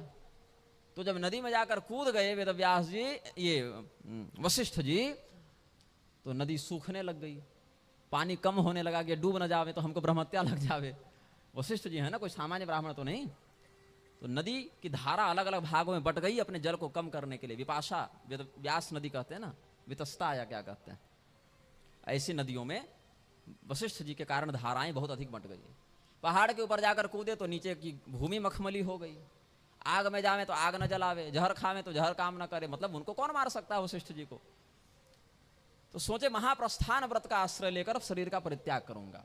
महाप्रस्थानक व्रत मतलब एक ही दिशा का आश्रय लेकर तब तक चलते रहेंगे जब तक मर न जावें। जैसे पांडव गए थे महाप्रस्थान व्रत का आश्रय लेकर उत्तर दिशा की ओर, तो सबसे पहले द्रौपदी, फिर सहदेव, फिर नकुल, फिर भीम, फिर अर्जुन, ऐसे सबका शरीर छूटा और फिर धर्मराज को देवराज ले गए स्वर्ग। ये सब कथा आप लोग जानते हैं, न जानते हैं तो संक्षेप में हमने बता दिया। तो जब वशिष्ठ जी ऐसे महाप्रस्थान का चिंतन करते हुए कि अब हमको चलते रहना है चाहे जब मर जावें, रुकना ही नहीं है, तो उनको पीछे से वेद की ध्वनि सुनाई पड़ी कि पीछे कोई ब्राह्मण वेद पढ़ रहे हैं। पीछे मुड़कर देखा तो एक स्त्री थी। और स्त्री तो वेद पढ़ती नहीं, वेदाधिकार स्त्रियों का है नहीं शास्त्र में, तो वेद कौन पढ़ रहा? और ये वाणी भी स्त्री की नहीं है। और देखे कि पूरा घूंघट की हुई एक स्त्री पीछे पीछे आ रही है। वशिष्ठ जी देखे कि भाई ये तो वेद पढ़ नहीं रही और इतना सुंदर उच्चारण किसी विद्वान का हो सकता है। तो फिर आगे चलते रहे। फिर उनको वेद की ध्वनि सुनाई पड़ी तो रुक गए और पीछे मुड़कर पूछा कि तुम कौन हो, अपना परिचय दो, क्योंकि ये वेद की ध्वनि तुम्हारे ही अगल बगल से आ रही है। तो उन्होंने बताया कि मैं आपकी बड़ी बहू हूं, मेरा नाम है अदृश्यमती। जो बड़े पुत्र हैं आपके शक्ति, उनकी मैं पत्नी हूं और मेरे गर्भ में उनका बालक है। आप वंशहीन नहीं हुए हैं जो आप मरने जा रहे हैं, आपका वंश हमारे माध्यम से सुरक्षित है। और वही पेट में जो बच्चा है वही वेद पढ़ रहा है, क्योंकि इसको वेद कंठस्थ है अपने पिता की कृपा से, इस परंपरा कारण। तो इस समय पराशर जी का जन्म हुआ। वही पराशर जी जो वेदव्यास जी, वर्तमान वेदव्यास के पिता हैं। और जब उन पराशर जी को पता चला कि हमारे पिता शक्ति का भक्षण कर लिया राक्षस ने, उन्होंने कहा कि मैं पूरे संसार में राक्षसों की प्रजाति ही नहीं रहने दूंगा। तो जैसे जन्मेजय जी यज्ञ कर रहे थे सर्प यज्ञ, वैसे ये रक्षो यज्ञ करने लगे, सारे राक्षसों को मैं समाप्त कर दूंगा। और इनके यज्ञ के कारण राक्षस मरने लगे। तब राक्षसों के जो आदि पुरुष हैं पुलस्त मुनि, जो रावण के भी दादा लगते हैं, वो सब आए। वशिष्ठ जी आए, बोले कि एक राक्षस के अपराध के कारण पूरी प्रजाति का संहार नहीं करना चाहिए, इससे प्रकृति में असंतुलन होगा। इसलिए हे पराशर, यद्यपि तुम इन सभी राक्षसों का वध करने में समर्थ हो, फिर भी ब्राह्मण को क्षमाशील होना चाहिए। तुम अपने क्रोध का उपसंहार कर लो। ब्राह्मणों का यज्ञ तो विश्व के कल्याण में होना चाहिए, किसी के संहार में नहीं होना चाहिए। तो पराशर जी ने उनकी बात मान ली और इसलिए प्रसन्न होकर उनको पुराणाचार्यत्व प्रदान किया कि तुम अगले वेदव्यास भी बनोगे और तुम्हारे माध्यम से पुराण का व्याख्यान होगा। वही पराशर जी ने मैत्रेय जी को विष्णु पुराण की कथा सुनाई है। तो वही पराशर जी बने 26वें द्वापर के अंत में वेदव्यास। और उस समय भद्रवट तीर्थ में सहिष्णु नाम से भगवान महादेव का योगावतार हुआ। उनके 4 शिष्य हुए, उलूक, विद्युत, शंबूक और आश्वलायन। एक शंबूक राम जी के समय वाला दूसरा है, ये शंबूक योगावतारी शंबूक है। ये 26वें द्वापर में। 27वें द्वापर के अंत में जातुकर्ण नामक महर्षि वेदव्यास हुए। उस समय प्रभास क्षेत्र में सोम शर्मा के रूप में शिव जी का अवतार हुआ। उस समय भी इनका एक उलूक नाम का शिष्य हुआ। एक पहले भी हुआ, उलूक, शंबूक, विद्युत और आश्वलायन। अभी फिर एक उलूक नाम के शिष्य हुए। अक्षपाद, कुमार, उलूक और वत्स, ऐसे 4 शिष्य हुए। और अभी का समय जो चल रहा है 28वां कलयुग, इससे पहले 28वां द्वापर, वहां पर पराशर जी के अंश से वेदव्यास जी का जो अवतार हुआ उसको कहते हैं श्री कृष्ण द्वैपायन। अष्टाविंशे पुनः प्राप्ते परिवर्ते क्रमागते पराशर सुतः श्रीमान विष्णुर्लोक पितामह। यदा भविष्यति व्यासो नाम्ना द्वैपायनः प्रभुः तदा षष्ठेन चांसेन कृष्णः पुरुषसत्तमः। वसुदेवाद्यदुश्रेष्ठो वासुदेवो भविष्यति तदाप्यहं भविष्यामि योगात्मा योगमायया। लोक विस्मयनार्थाय ब्रह्मचारी शरीरकः श्मशाने मृतमुत्सृष्टं दृष्ट्वा कायमनाथकं। ब्राह्मणानां हितार्थाय प्रविष्टो योगमायया दिव्यां मेरुगुहां पुण्यां त्वया सार्धं च विष्णुना। ये सब कौन बता रहा है, किसको बता रहा है? महादेव जी बता रहे हैं, ब्रह्मदेव को बता रहे हैं। कहे कि सुनिए ब्रह्मदेव, 28वें द्वापर के आने पर स्वयं भगवान विष्णु अपने 6ठे अंश से, मतलब 6 ऐश्वर्य है ना परमात्मा में, 6 ऐश्वर्य संपन्न होते हैं परमात्मा। उसमें एक ऐश्वर्य ज्ञान भी है। ज्ञान वैराग्योश्चैव षण्णाम भवति ऋणा। तो ज्ञान शक्ति 6 में से कोई एक तो 6ठा हो गया। वह कहीं से भी जोड़े 6 कुल हों, उनमें से कोई एक को 6ठा अंश मान लेंगे। तो 6ठा अंश मतलब ज्ञानांश से विष्णु भगवान का अवतार पराशर जी के माध्यम से होगा, जिसको हम द्वैपायन कहेंगे। देखने में काले दिखेंगे तो कृष्ण द्वैपायन कहेंगे। वो वेदव्यास बनेंगे और उन्हीं के समकालीन स्थिति में कृष्ण नाम से वासुदेव अवतार भी वसुदेव जी का यहाँ हो जाएगा यदुवंश में। और उस समय मैं एक ब्रह्मचारी का शरीर धारण करके प्रकट होऊंगा, महादेव जी कहते हैं। और जब मैं जाऊंगा रास्ते में तो मुझे दिखेगा कि एक कोई ब्राह्मण का शरीर पड़ा हुआ है, अनाथ के समान मुर्दा, उसका अंतिम संस्कार करने वाला भी कोई नहीं है। तो मैं अपनी योग माया के प्रभाव से उस श्मशान में मरे हुए मुर्दे के अंदर घुस जाऊंगा, उसको जीवित कर दूंगा, इस शरीर को पूरा कर दूंगा और उसी शरीर से फिर मैं योग का उपदेश करूंगा। उनको कहते हैं लकुली या नकुलीस या लकुलीश भी कहते हैं। उन्होंने पाशुपत सूत्रों की रचना की है, जिस पर हमारे गोत्र प्रवर्तक महर्षि कौंडिन्य का पंचार्थ भाष्य है। भगवत कृपा से हमने अध्ययन किया है कुछ उसका। तो पाशुपत सूत्र जो है हमारे संप्रदाय का वह ग्रंथ नहीं है, लेकिन चूंकि सभी विषयों का अध्ययन अगर नहीं कीजिएगा तो फिर फंसेगा दिमाग किसी शास्त्र में। तो इसीलिए स्वसंप्रदायुक्त भी और पर संप्रदायुक्त भी जो बातें अपने से अविरुद्ध हों उनको शिष्ट जनों ने प्रमाण के रूप में स्वीकार किया है और करना चाहिए, ऐसा पौष्कर संहिता में निर्देश है। तो जो हमारे संप्रदाय में लिखा है वो तो पूरा मानना है, लेकिन अन्य संप्रदायों में भी जो बातें हमारे संप्रदाय और धर्म सिद्धांत के विरुद्ध न हो उनको भी यथावत स्वीकार करना चाहिए, प्रमाण के रूप में स्वीकार करना चाहिए। तो यहाँ पर नकुलीश का अवतार हुआ और जब तक जिस जिस अवतार स्थल में जिस जिस अवतार की स्थिति बनी है वहाँ वहाँ उनका तीर्थ है, वहाँ उनका अधिकार है, वहाँ उनका प्रभाव है और वहाँ पर उनके सन्निधान को प्राप्त करना चाहिए। तो कुशिक, गर्ग, मित्र और कौरुष्य ऐसे 4 पुत्र तुल्य शिष्यों को इन्होंने दीक्षा दी है। नमः शिवाय प्रणव रहित पंचाक्षरी जो है, 5 अक्षर का जो नमः शिवाय, इसी मंत्र का ये सब जप करते हैं। अब होता क्या है, जो व्यक्ति सभी प्रकार के भौतिक वासनाओं से परे होकर तपस्या करता है उसकी स्थिति कैसी है, पके हुए फल के समान है। पका हुआ फल अब तैयार है उस बंधन से छूटने के लिए, लेकिन अभी छूटा नहीं है। और जब उस पके हुए फल को थोड़ा सा कहीं झटका लग जावे, चाहे हवा का झोंका हो जावे, चाहे कोई पक्षी डाल में बैठ जाए उससे थोड़ा कंपन हो जाए, या उसकी जहाँ से डाली जुड़ी हुई है वहाँ पर थोड़ी स्थिति उसकी कमजोर हो जाए, इसका वजन अधिक हो जाए, मतलब कुछ ऐसा बहाना हो जाए तो वो अपने शाखा का परित्याग करके भूमि में आ जाता है। वैसे ही पके हुए फल के समान जिसका व्रत सिद्ध हो गया हो, वो जब नमः शिवाय इत्यादि शिव परक मंत्रार्थों का चिंतन करता हुआ परमात्मा का ध्यान करता, बस उसी झटके से उसका उद्धार हो जाता है, मोक्ष हो जाता है, उसको विलंब नहीं लगता।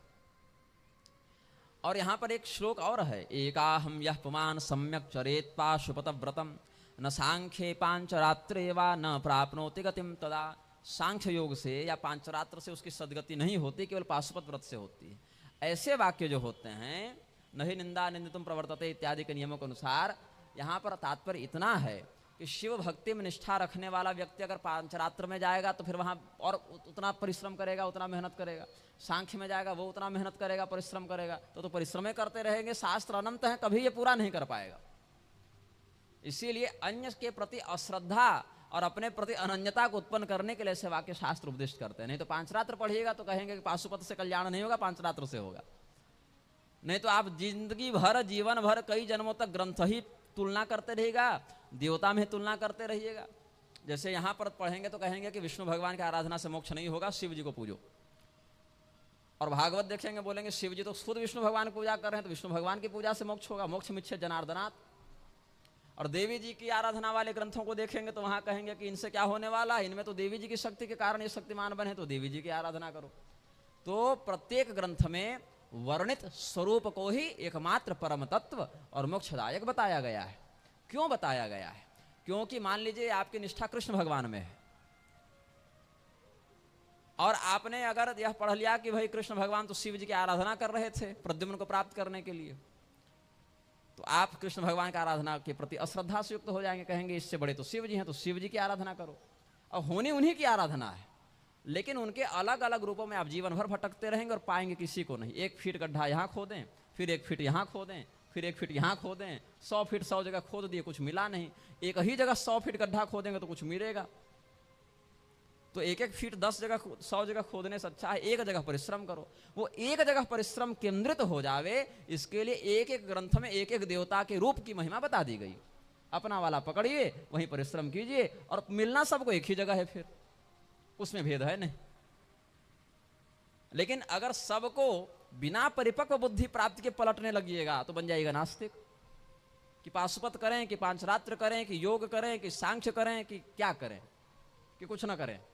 वो कहते हैं कि कुछ करने से तो कर्म प्रारब्ध बन जाएगा, फिर भोगना पड़ेगा, भैया कुछ ना करो, अजगर बन जाओ। तो इसीलिए एक निष्ठा से एक संप्रदाय, एक मंत्र, एक इष्ट, और उस इष्ट का महत्व प्रतिपादित करने वाला ग्रंथ, जब तक आप में वह परिपक्वता नहीं हो गई है कि उस उलझन से स्वयं को निकाल सके, तब तक तो इसी में रहना है। और फिर जब परिपक्वता हो गई तो फिर वेदव्यास जी के समान 18 पुराण लिख डाली, उसमें क्या है, लेकिन वहां पहुंचिएगा तब ना। इसीलिए शास्त्रों में ऐसे व्यामोहक वचन भी मिलते हैं। और अगर एकता का ही प्रतिपादन कर दें, और हर शास्त्र में एकता का भी सूत्र मिल जाएगा। भागवत में ही देखिए ना, तो अत्रि मुनि के प्रसंग में, दक्ष प्रजापति के प्रसंग में, मार्कंडेय जी के प्रसंग में, या समुद्र मंथन के प्रसंग में, जब समुद्र मंथन करवाना था तो भगवान विष्णु की स्तुति में जितनी बातें कही गई हैं, हलाहल निकलते सारी स्तुति शिव जी के लिए लागू होने लग गई वहीं, आप ही बचाइए। तो वहां भी एकता का प्रतिपादन मिल जाएगा। किंतु अपने इष्ट के नाम रूप लीला धाम के प्रति हमारी निष्ठा बने और अन्य से तुलना करके हम अन्य को श्रेष्ठ मानकर भटकने न लगे। इसके लिए शास्त्र में किसी एक ग्रंथ में किसी एक रूप को परम तत्व के रूप में बता दिया गया। भूसुंडी रामायण पढ़िएगा तो पता चलेगा कृष्ण भगवान तो राम जी से ही निकले हैं, और भागवत देखिएगा तो कृष्ण तो भगवान स्वयं राम जी कृष्ण भगवान से निकले हैं। तो राम बड़े के कृष्ण बड़े के चक्कर में लड़ते रहिए, तब तक आ जाएगी मृत्यु, और यमराज बोलेंगे चलो अपने यहाँ बताते हैं तुमको कौन बड़े, और जो प्राप्त होना था जो हुआ नहीं। तो ये माया करवाती है, क्योंकि माया भी तो अपना विभाग करेगी ना, अविद्या अपना काम करेगी, वो आपका उद्धार होने देगी नहीं। तो जीवन भर पन्ने पलटते रहिए कि ये वाला व्रत ज्यादा तगड़ा है कि ये वाला ज्यादा तगड़ा है, जल्दी फायदा किसमें है, यही वाला व्रत करना चाहिए। तब तक दूसरा व्रत पढ़ लिए कहीं। दूसरी महिला मिल गई, देवी जी पूछा कि आप कौन सा व्रत कर रही हैं? उन्होंने कहा हम एकादशी करते हैं। अरे देखिए हम तो चतुर्दशी कर रहे हैं। अरे नहीं नहीं एकादशी कीजिए, एकादशी किससे बड़ा कौन है। ठीक भैया एकादशी पकड़ लिए। तब तक किसी ने बता दिया कि नहीं बात शिवरात्रि एक ही बार कर लो ना तो सभी देवताओं की कृपा हो जाती। बोले अरे 24 एकादशी कौन करे, एक ही शिवरात्रि सह ले। तब तक कहीं पढ़ लिए कि जो रामनवमी का व्रत नहीं करता उसका जीवन तो निष्फल हो गया, तो फिर वहां भाग कर चले गए। व्रत सारे कीजिए, अपने सामर्थ्य का अवलोकन कर लीजिए। जन्माष्टमी भी कीजिए, रामनवमी भी कीजिए, नवरात्र भी कीजिए, शिवरात्रि भी कीजिए, सब कीजिए। अरे तुलना मत कीजिए, ये न किए तो नरक जाएंगे और ये कर लिए तो अब हमारा तो हम चाहे जीवन में जो झूठ सच करें हमारा उद्धार हो जाएगा, ये इसके चक्कर में न रहिए। श्रद्धा रखते हुए यह हमारा कर्तव्य है, हमारे इस कर्म से भगवान प्रसन्न हो, इस भाव से अपने सामर्थ्य के अनुसार सभी व्रतों को कीजिए। उनमें भेद देखना आपका काम नहीं है और न हमारी आपकी वह स्थिति और सामर्थ्य, हम उनसे तुलना करके अपना काम निकलवाते रहे। हम देवता के साथ व्यापार करने नहीं बैठे हैं ना नापने तौलने, इसीलिए कल्याण का चिंतन करना चाहिए। तो यहां पर एक प्रश्न किया है पितामह ब्रह्मदेव ने, सर्वे विष्णुमया देवा सर्वे विष्णुमया गणा नहि विष्णु समा काचिद गतिरन्या विधीयते। भगवान विष्णु में ही सभी देवता प्रतिष्ठित हैं, भगवान विष्णु के अतिरिक्त कोई गति नहीं है, ऐसा वेद निरंतर गाते हैं। इत्येवं सततम वेदा गायन्ति नात्र संशय। मैं बहुत छोटा था, मेरी अवस्था शरीर के दृष्टिकोण से हम समझते हैं 7-8 साल की थी। तो उस समय कोई संत आए थे प्रवचन करने के लिए, मेरे पिताजी कहे चलो प्रवचन सुनावे। उन्होंने एक बड़ी ऐसी बात कही जो आज तक हम लोगों को चुभती है, और ये बात शास्त्र में कहीं वर्णित नहीं है कि किसी श्लोक के आधार पर कह रहे हैं, एक मन की कल्पना करके उन्होंने कह दिया। मैं नाम नहीं बताऊंगा, वो परमपद भी चले गए, आवश्यक नहीं नाम लेना, बात बताना जरूरी है। उन्होंने कह दिया कि वैष्णव ही एकमात्र आस्तिक हैं और जितने शिव भक्त हैं वो नास्तिक होते हैं। अब ये किस शास्त्र में लिखा है मुझे नहीं मिला है आज तक, लेकिन तर्क क्या दिया इसके पीछे? तर्क ये दिया कि चूंकि वैष्णव ऊपर लगाते हैं तिलक, तो इसीलिए वो हाँ ईश्वर है ऐसा कहते हैं, और ये कहते हैं ईश्वर नहीं है, ईश्वर नहीं है। अब ये कौन सी युक्ति है? इससे धर्म का क्या लाभ है? ये तो दिमागी खुराफात है ना। अच्छा शास्त्र में भी ऐसा वर्णित हो तो हम कह दें कि ऐसा लिखा है भैया, शास्त्र में वर्णित भी ऐसा नहीं है। पद्म पुराण आदि में ऊर्ध्वपुंड का महात्म्य है, शिव पुराण आदि में त्रिपुंड का महात्म्य है, और दोनों के महात्म्य का प्रतिपादन करने वाले वेद वाक्य भी उपलब्ध है। जिसके संप्रदाय में जो परंपरा है उसका अनुसरण करना चाहिए। लेकिन नहीं, अगर तो उस बात में चले जाएंगे तो माया फंसाएगी फिर कैसे। इसीलिए वेदों ने एक बड़ा सुंदर एक पंक्ति में समाधान दिया है रुद्र हृदयोपनिषद में, और हमको तो भगवत कृपा से अंतर दिखता भी नहीं है। अब माया पटकना चाहे तो अलग बात है, मैं चुनौती नहीं दे रहा हूं माया को, तो भगवान की माया है। लेकिन ईश्वर की कृपा से मुझे न किसी ग्रंथ में, न किसी संप्रदायाचार्य में, न किसी इष्ट में कोई भेद दिखता है। वो जो हैं सो हैं। तो रुद्र हृदयोपनिषद की श्रुति का चिंतन है, उमा शंकर योगो यः स योगो विष्णु रुच्यते। जैसे व्यवेष्टि व्यापनोति इति वा विष्णु तो है ही कि संसार में जो व्याप्त है उसको विष्णु कहते हैं, लेकिन उमा भगवती पार्वती सरल भाषा में बता रहा हूं, शंकर महादेव जी दोनों अलग अलग दिख रहे हैं, तो उमा महेश्वर उमा शंकर गौरी शंकर कह दिया। ये दोनों अलग अलग दिखना बंद होकर एक साथ जब दिखने लग जावें, एक दूसरे से अलग न दिखें, एक साथ अभेद के रूप में दिखने लगें। जैसे 2 है, उसके बगल में दूसरा 2 लिख दीजिए जोड़कर, तो दोनों मिलाकर क्या हो जाएगा? 4। अब 4 जो है वो बोलने में भी अलग अलग रहा है, लिखने में भी अलग अलग रहा है, लेकिन वो 4 के अंदर तोड़ेंगे तो पता चलेगा कि 2 और 2 मिलकर बने हैं 4। हालांकि ये पूरा सटीक उदाहरण नहीं है, क्योंकि 2 से तो अधिक है 4, लेकिन यहां पर तो उसका प्रभाव ही घटता बढ़ता नहीं पूर्णमदः पूर्णमिदम् के कारण। तो वैसे ही भगवती उमा और भगवान महादेव एक दूसरे से भिन्न नहीं है। सामर्थ्य की भी तुलना नहीं करना चाहिए शिव शक्ति में। शिव शक्ति में सामर्थ्य या उच्चावच की तुलना नहीं करनी चाहिए। जैसे सूर्य हैं और उनका प्रकाश है, तो उनमें तुलना नहीं करनी चाहिए कि अलग हैं कि एक हैं।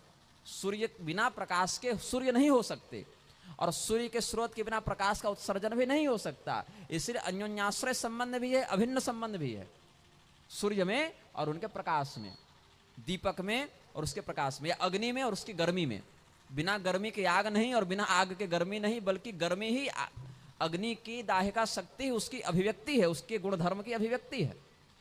इसीलिए अग्नि तत्व में और दाहिका शक्ति में जो संबंध है, सूर्य तत्व में और उसकी प्रभा शक्ति में जो संबंध है, दूध में और उसकी सफेदी में जो संबंध है, वही शिव और शक्ति के मध्य संबंध है। अब इस शिव शक्ति को आप लक्ष्मी नारायण कह दें, चाहे सीताराम कह दें, चाहे राधे कृष्ण कह दें, वो नाम का अलग अलग भेद हो गया, लेकिन शिव शक्त्यात्मक संबंध यही है। तो जब अलग अलग हम इनका दर्शन करेंगे तो कह देंगे ये पार्वती जी हैं और ये शिव जी हैं। लेकिन जब एक ही रूप में उनका दर्शन करेंगे तो तद योगो स योगो विष्णु रुच्यते, उसी संयुक्त रूप को वेदों ने विष्णु कहा है। तो अगर आप विष्णु भगवान का पूजन कर रहे हैं तो आप उनके अंदर बैठे रुद्र का, उमा का ही पूजन कर रहे हैं। और अगर आप गौरी शंकर जी का पूजन कर रहे हैं या योनि पीठ और लिंग स्वरूप में जो शिवलिंग का पूजन कर रहे हैं, वहां भी आप विष्णु जी का ही अर्चन कर रहे हैं। अंदर की बात यही है। बाहर भले झगड़ा करते रहिए, लेकिन अंदर का विषय शास्त्रों ने यही बता दिया। तो पितामह ब्रह्मदेव ने पूछा है, यहाँ पर शिव जी के रूप के महात्म के चिंतन में हम आगे बढ़ रहे हैं।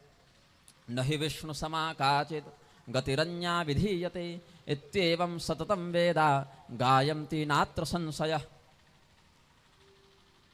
वेद जो कहते हैं उसमें कोई संशय नहीं कि भगवान विष्णु के समान अन्य गति नहीं, सभी देवता संपूर्ण लोक विष्णु तत्व से व्याप्त हैं। तो मैं यह देखता हूं कि जगतपति होकर, जगन्नाथ होकर भगवान विष्णु आपको प्रणाम करते हैं, शिवलिंग की पूजा करते हैं। सदेव देवो भगवान स्तवलिंगार्चने रतः तव प्रणाम परमः कथम देवो यभूत प्रभु। जब वो स्वयं जगन्नाथ हैं, स्वयं जगतपति हैं, जगत पिता हैं, तो वो लिंगार्चन क्यों करते हैं? तो भगवान महादेव ये प्रश्न सुनकर गदगद हो गए। अंदर की बात है ना भाई, सबके सामने बोलते नहीं ये लोग। तो हर्ष के कारण इनका मन इतना प्रसन्न हो गया कि इनके नेत्रों में जल भर आया और बहुत प्रसन्न हो गए। निशम्य वचनम तस्य ब्रह्मणः परमेष्ठिनः प्रविपन्निव चक्षुर्भ्याम प्रीतस्तत्प्रश्न गौरवात्। प्रश्न बड़ा महत्वपूर्ण है, प्रश्न गौरवात। इस प्रश्न में गौरव है, ये टाइम पास वाला प्रश्न नहीं है, ये बहुत महत्वपूर्ण है, कल्याणकारी है, रहस्य युक्त है। बोले इसीलिए करते हैं क्योंकि बिना शिवलिंगार्चन के निष्ठा की प्राप्ति नहीं होती, और बिना उस विभाग में निष्ठा को प्राप्त किए कोई भी देवता अपना कार्य संपादित नहीं करते। इसीलिए कार्य संपादन के लिए निष्ठा की आवश्यकता है, निष्ठा के लिए शिवलिंगार्चन की आवश्यकता है। इसीलिए सभी देवता ऋषियों ने भी यही किया है, भगवान विष्णु भी यही करते हैं। इसलिए हे ब्रह्मदेव सदैव आत्मनो यजते नित्यम श्रद्धया भगवान प्रभु। भगवान नारायण भी श्रद्धापूर्वक शिवलिंगार्चन करते हैं। ऐसा कह के महादेव जी ब्रह्मदेव के समक्ष अंतर ध्यान हो गए। तो ऋषियों ने सूत जी से पूछा कि हमको शिवलिंग की पूजा कैसे करनी चाहिए। अच्छा देखिए, शिव जी के इतने अवतार में कहीं भी अमित शाह का नाम नहीं आया। लोग अब शिवावतार बताने लगे, तो नेताओं को देवताओं का अवतार बताने लगे, और जो देवताओं का अवतार नहीं है ऐसे लोगों को देवता के समान अब अलग अलग साईं बाबा की मूर्तियां देख लीजिए पूजा में होने लगी। और शिवलिंग के स्थान पर साईं बाबा की पूजा करोगे तो प्रेतोपासना करोगे कि ब्रह्मोपासना करोगे बताओ? और कहीं भी किसी देवता का मंदिर हो एक जगह घुसा देंगे, छोटा सा ही सही किनारे जाकर रख देंगे। वहां कुछ विरोध करो तो जनता अलग ही पागल बनी घूम रही है, क्योंकि जनता शास्त्र तो देखी नहीं, जनता देखी सीरियल, और सीरियल वाले देवता से ज्यादा प्रामाणिक तो कोई है नहीं। तो कितना बड़ा नुकसान हुआ, कितनी बड़ी क्षति हुई धर्म की, और कैसे क्रमशः इसको बढ़ाया गया। पर्चे बांटे गए पहले कि भैया इस पर्चे को जिसने बांटा इतना 500 पीस उसको नौकरी लग गई, लॉटरी लग गई, जिसने ना बांटा उसका बेटे की नौकरी चली गई, पैर टूट गया, ब्लैकमेलिंग कर करके पर्चे बंटवाए गए।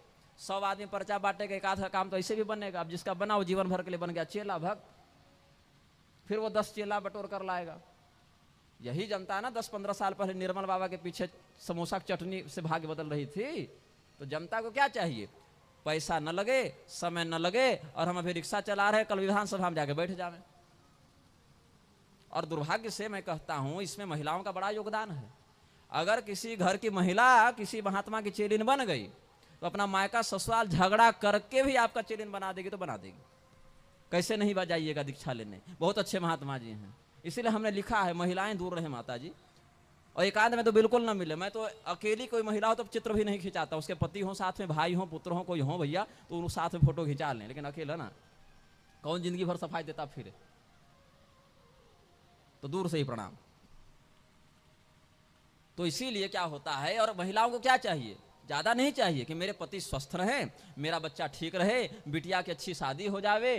इससे ज्यादा सत्पुरुष सदस्त्री को नहीं चाहिए, और वो जल्दी चाहिए हमको, तुरंत चाहिए हमको, कम परिश्रम में चाहिए। तो उसके लिए जो टोटका बता दिया गया करने लगे, जो रील मोबाइल में देख लिया सो करने लगे। और सबसे बड़ी गुरु महिला मंडल में हो गई कि हमने वो किया तो तुम भी करो। तो करो तो कैसे होगा? तो ये सामान ला कर दीजिए, पति से झगड़ा हो जाएगा फिर। जबकि पति की सम्मति अनुकूलता से व्रत आदि फलित होते हैं, वहां विरोध करना निषिद्ध है शास्त्र में। तो इस अंधविश्वास को बढ़ाने में देवियों का भी बड़ा योगदान रहा है। इसलिए आप लोगों को भी सतर्क रहना चाहिए। हर व्यक्ति जो मंच पर बैठा है, हर व्यक्ति जो टीवी पर दिख रहा है वो साधु नहीं है। यही चक्कर में तो सीता जी पंचवटी से लंका पहुंच गई भाई, अब कैसे समझा दें? सीता जी पंचवटी से लंका कोई गाड़ी पर बैठकर गई थी, टिकट कटाकर, अरे हवाई यात्रा करके गई थी, लेकिन गई नहीं, ले जाई गई। क्यों? कैसे? उन्होंने उस साधु वेश के अंदर प्रतिष्ठित कलयुग को नहीं पहचाना जो रावण के माध्यम से वहां प्रस्तुत हुआ है। इसीलिए थोड़ा सतर्क रहना सीखिए, विवेक का प्रयोग करना सीखिए। हर व्यक्ति को केवल टोटका कर देने से सब कुछ मिल जाता तो संसार में गरीबी नहीं होती, रोग नहीं होता। ये सब अपने कर्म से प्राप्त हैं। जिनके सामने भगवान कृष्ण खड़े हैं, ऐसे युधिष्ठिर जी यज्ञ करने के बाद 13 साल जंगल चले गए, क्यों नहीं टोटका कर लिया तुरंत उन्होंने? तो ये सब दिमाग लगाइए, विवेकी है, सब पढ़े लिखे हैं तो चिंतन किया कीजिए। पढ़े लिखे ना भी हो तो विक्षिप्त तो नहीं है, मस्तिष्क का प्रयोग कर सकते हैं ना, कीजिए। तो महादेव जी की पूजा के विषय में बता रहे थे हम। महादेव जी की जैसी पूजा देवी पार्वती जी करती हैं वो भी बताया, और वेदोक्त मंत्रों से जैसे महादेव जी की पूजा होती है वो भी बताया। कहीं कहीं जैसे जो ब्राह्मण क्षत्रिय वैश्य उचित विधि और पद्धति से यज्ञोपवीत से युक्त हैं वो वैदिक मंत्रों के प्रयोग से पूजा करते हैं। शेष लोग आगम पुराण या नाम मंत्र से पूजा करते हैं, नमः शिवाय इत्यादि के माध्यम से वह सब पूजन कर लेते हैं। तो पूजन का कोई एक ही निश्चित विधान है ऐसा नहीं कह सकते हैं। कितनी सामग्री है, किसी व्रत विशेष में, किसी अनुष्ठान विशेष में पूजा के कुछ क्रम बदल जाते हैं। किस उद्देश्य से पूजा कर रहे हैं तो कामना भेद से भी कुछ कुछ द्रव्यों का फेरबदल हो जाता है। लेकिन एक ऐसा विधान जो लगभग सभी लोगों के लिए हितकारी हो, वो यहाँ बताया गया है। अभी तक एक ही अध्याय बोल पाया हूँ महाराज जी, विषय बड़ा विस्तृत है। तो दिव्या पृष्ठो महादेव कैलासेतां नगात्मजां अंकस्थामाह देवेशो लिंगार्चन विधिम क्रमात्। भगवान महादेव का शिवलिंग कैसे पूजनीय है, कैसे उसकी पूजा करनी चाहिए, इसके विषय में महादेव जी से ही पूछा। किसने? पार्वती जी ने। कि आप स्वयं बता दीजिए तो हम वैसे ही आपकी पूजा कर लें। महादेव जी ने बताया। कैसे बताया, क्या बताया वो भी बताता हूं। तो शालंकायन नामक ऋषि के पुत्र थे नंदी, उन्होंने यह सुना और यह ज्ञान बताया ब्रह्मा जी के पुत्र सनत कुमार को। शालंकायन को शिलाद भी कहा गया है कहीं कहीं, उनके पुत्र थे नंदीश्वर, वही भगवान महादेव जी के एक अंश के रूप में पूजित माने गए हैं। तो सबसे पहले बताया गया कि महादेव जी का पूजन जब करो तो स्नान पूर्वक करो। कैसे करना है? तो इसमें जो जो विधान आपके वर्ण आश्रम जाति लिंग आदि के अनुसार उचित हो उसका ग्रहण करना चाहिए, शेष का परिष्कार करते हुए अपने विधान से आराधना करनी चाहिए। मंत्र याद हो पौराणिक तो स्त्री शूद्र आदि भी पढ़ सकते हैं, वैदिक मंत्र हो तो वेदज्ञ ब्राह्मण आदि पढ़ सकते हैं, दोनों ही न जानते हो तो केवल नमः शिवाय कहते हुए भी पूजन कर सकते हैं। सब प्रकार के विकल्प शास्त्र ने दिए हैं। प्रणव न लगाएं, स्त्रियां जब करेंगे तो ओंकार पूर्वक नमः शिवाय नहीं बोलेंगी, ओंकार के साथ नमः शिवाय नहीं लगाएंगी, केवल नमः शिवाय, अथवा उससे ज्यादा अच्छा है शिवाय नमः। ऐसे पहले शिवाय फिर नमः, जैसे गणेशाय नमः कहते हैं ना, श्री गणेशाय नमः, वैसे श्री शिवाय नमः ऐसे भी कह सकते हैं। तो सबसे पहले महादेव जी के लिए व्यक्ति को स्वयं पवित्र होना पड़ेगा। अब पूजा करने जा रहे हैं तो बिना नहाए तो पूजा करेंगे नहीं, तो देवता की पूजा से पहले अपनी शुद्धि का विधान बताया। अगर घर में पंचगव्य उपलब्ध हो, पंचगव्य कैसे बनता है, गाय का दूध ले लें, गाय मतलब गाय, जर्सी गाय नहीं, गौ माता। तो भगवान कृपा से इस क्षेत्र में तो पर्याप्त गौ माता की, देसी गाय की उपलब्धता है। हमारे क्षेत्र में तो दुर्भाग्य से बहुत कम हो गई है, और ये हिंदुओं का ही दुर्भाग्य है। कुत्ता पाल लेंगे 25,000 हर महीने खर्च करने के लिए, लेकिन 5,000 गाय पर खर्च नहीं करना चाहेंगे, है ना। तो दूसरों को जो दोष देंगे हम लोग, वो तो ठीक है अपनी जगह, लेकिन अपने भी जीवन में अवलोकन कर लेना चाहिए कि गाय के लिए कितना परिश्रम हम कर रहे हैं। जो असमर्थ है वो गाय के लिए जितना सोच रहा है ना, उतना धनी लोग नहीं सोच रहे हैं, ये दुर्भाग्य है। जो 5,000 7,000 कमा रहा है, वो हिंदू भी गाय के लिए जितना चिंतित है, 1,00,000 1,50,000 कमाने वाले लोग नहीं चिंतित हैं उतना। वो फ्लैट ले लेकर शहरों में जाकर घुस गए, ये स्थिति हो गई है। तो सबसे पहले पंचगव्य का पान करना चाहिए। कैसे, तो देसी गाय का दूध, अगर एक ही गाय का सब मिल जाए तो बहुत अच्छा है, नहीं तो विकल्प में अन्य गायों का भी प्रयोग कर लेते हैं, लेकिन अगर एक ही गाय का सब मिल जावे तो अच्छा है। दूध ले लें, दूध का आधा दही ले लें, दही का आधा घी ले लें, घी का आधा गोमूत्र ले लें, गोमूत्र का आधा गोबर ले लें। उसी गाय का हो तो ज़्यादा उत्तम है। गाय ऐसी हो जिसका बछड़ा जीवित हो, इंजेक्शन देकर गर्भवती न किए हों, इंजेक्शन देकर दूध न दुहे हों, पद्धति से जो प्राकृतिक विधान उससे गौ माता ने बछड़े को जन्म दिया हो, और उस बछड़े का जीवन अभी शेष हो। ये न कि बछड़ा बेच दिया और दूध निकाल रहे हैं, ये सब भी गोहत्या का ही प्रारूप है। गाय के दूध पर पहला अधिकार बछड़े का ही है। बछड़ा जब दुग्ध पीकर तृप्त हो जावे, जितना उसके स्वास्थ्य के लिए अनुकूल है, तब जाकर गोपालक का अधिकार है। अब तो बछड़े बेच देते हैं और बछड़ा सीधे कसाई खाना ही जाता है। लोग कहते हैं ना पालने ले जा रहे हैं, कोई पालने नहीं ले जाते, कोई एक आध अपवाद छोड़ दे तो छोड़ दे। तो सवत्सा गौ उसका दुग्ध ग्राह्य है। तो उत्तम लक्षण से युक्त जिसकी सेवा हमने श्रद्धा से की हो, ऐसी अपनी हो या पड़ोसी की हो, गाय तो गाय है लेकिन उसकी विधि शास्त्र के अनुकूल हो। दूध, दूध का आधा दही, दही का आधा घी, घी का आधा गोमूत्र, गोमूत्र का आधा गोबर। इसके बाद कुशा का जल भी मिलाने का विधान है द्विजातियों के लिए। कुछ कुछ इसके मंत्र होते हैं, मंत्र पूरा बताऊंगा तो विषय और बढ़ जाएगा, और वैसे भी वैदिक मंत्र हैं तो सबके लिए अधिकार वो है भी नहीं। तो इतना करके आप लोग नमः शिवाय से ही सब कर सकते हैं, शिवाय नमः से भी कर सकते हैं, दोनों का विधान है। उसके बाद उसको पी जाना है, भगवान का चिंतन करते करते उसका ग्रहण कर लेना है। फिर 3 प्रकार के स्नान बताए गए हैं, इसमें से जितना समय हो, जितना ज्ञान हो और जिसका जितना अधिकार हो उसके अनुसार से करना चाहिए। लेकिन विधान में बता देता हूं जो कि वर्णित है। अग्नि स्नान सबसे पहले होता है। अब अग्नि स्नान का अर्थ ये नहीं कि आगे में जाकर बैठ गए। कई बार शास्त्र में जो शब्द वर्णित होते हैं उसका प्रसंगानुरूप कुछ और अर्थ होता है। जैसे वैद्य की अगर प्रशंसा करनी है, कोई डॉक्टर बहुत बढ़िया हो, उसकी प्रशंसा करनी है तो उसको वैद्यराज कहा जाता है, उसको महावैद्य नहीं कह सकते हैं। महावैद्य का अर्थ होता है कि अब डॉक्टर से सीधे यमराज के यहाँ जाना है, अब घर नहीं आना है। जैसे कोई ब्राह्मण बहुत अच्छे हों, उनका अधिक सम्मान करना हो, बाकी ब्राह्मणों से उनकी विशिष्टता दिखानी हो, तो ब्राह्मण श्रेष्ठ, द्विज पुंगव ऐसे कहा जाएगा। महाब्राह्मण नहीं कहेंगे। महाब्राह्मण का अर्थ होता है केवल जन्मे से ब्राह्मण है, बाकी सारे कर्म ये चांडाल वाले कर रहे हैं, उसको महाब्राह्मण कहते हैं। महानिद्रा मतलब अब जो सोए सो सोए, अब जगेंगे नहीं, मर गए, उसको महानिद्रा। तो हर जगह महाशब्द लगा देने से वो अच्छा बन जाएगा ऐसी बात नहीं है। कुछ कुछ महाज्योतिषी मतलब ऐसा ज्योतिषी जो केवल ठगना जानता है, अपने से किसी ने शास्त्र पढ़ा नहीं, तो ऐसे कुछ कुछ साहित्यिक प्रयोग भी शास्त्र में अनुशासित हैं। तो अग्नि स्नान का अर्थ ये नहीं कि अंगारे लगा लें ऊपर में। अग्नि स्नान कहते हैं भस्म को अपने शरीर पर उबटन के समान लगाना, उसको भस्म स्नान समझ लीजिए अपनी भाषा में। तो भस्म कैसा हो, तो गाय के गोबर से बने कंडे का भी भस्म ले सकते हैं, कुछ सूखे बरगद के पत्ते हो जाएं, बिल्व पत्र हो जाएं, ऐसे देव वृक्षों के पत्र भी आप कर सकते हैं। ऐसे हवन इत्यादि के भस्म का भी प्रयोग याज्ञिकों के लिए विहित होता है। ऐसे भस्म निर्माण की विधि भी अलग होती है संकल्प पूर्वक। फिर मंत्र स्नान करना चाहिए। भस्म लगाते हुए इष्ट का मंत्र चिंतन करने लगे, नमः शिवाय कर लिया। और उसके बाद फिर जल स्नान करना चाहिए। नदी है तो नदी में कर लिया, तालाब में कर लिया, जहाँ वैसी व्यवस्था नहीं है तो कुएं में कर लिया, या घर में नल के ही जल से नहा लिया, लेकिन नदी का या तीर्थ का स्नान ज़्यादा उत्तम है।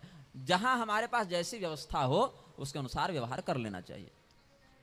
लेकिन यह ध्यान में रखना चाहिए, ये सब बाहर के पवित्रात्मा कृत्य हैं, इससे मन की शुद्धि नहीं होती, ये तन की शुद्धि है। और मन में जितनी अधिक निर्मलता होगी शरीर भी उतना ही निर्मल माना जाएगा।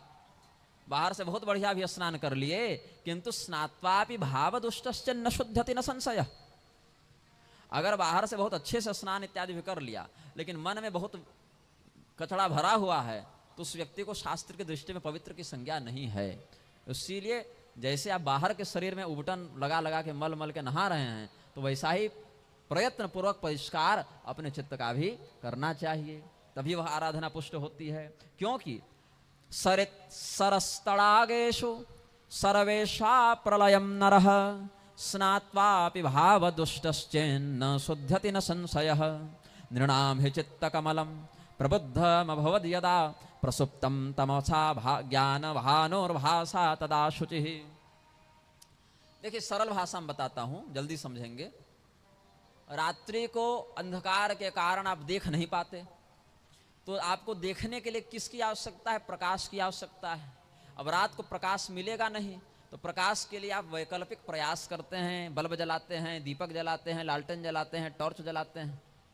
अब आपके द्वारा जो लालटेन जला दी गई या बल्ब जला दिए गए, बिजली का प्रयोग किया गया या टॉर्च जला दिए, उससे रात को आप दूर नहीं कर सकते।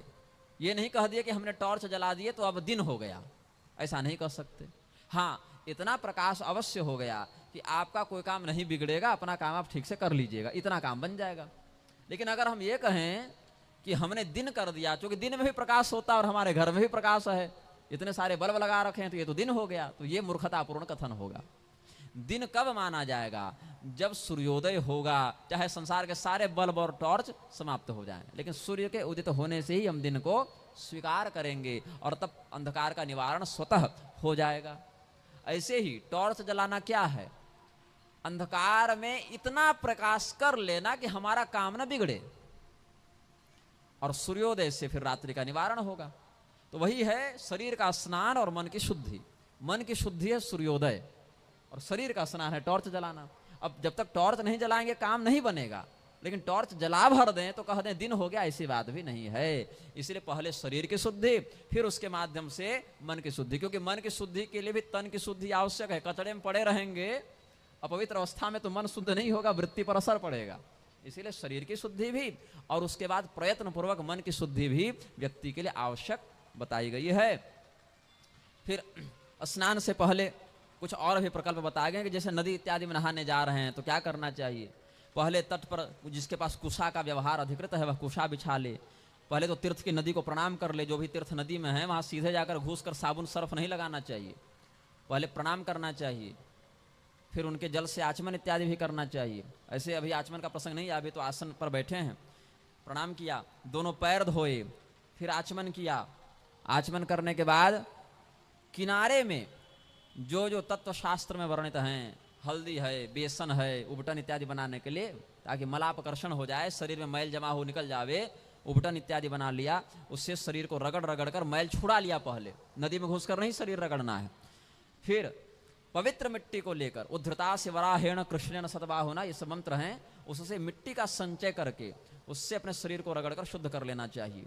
उसके बाद फिर स्नान करके दूसरा वस्त्र धारण करना चाहिए। ये सब स्नान के क्रम हैं।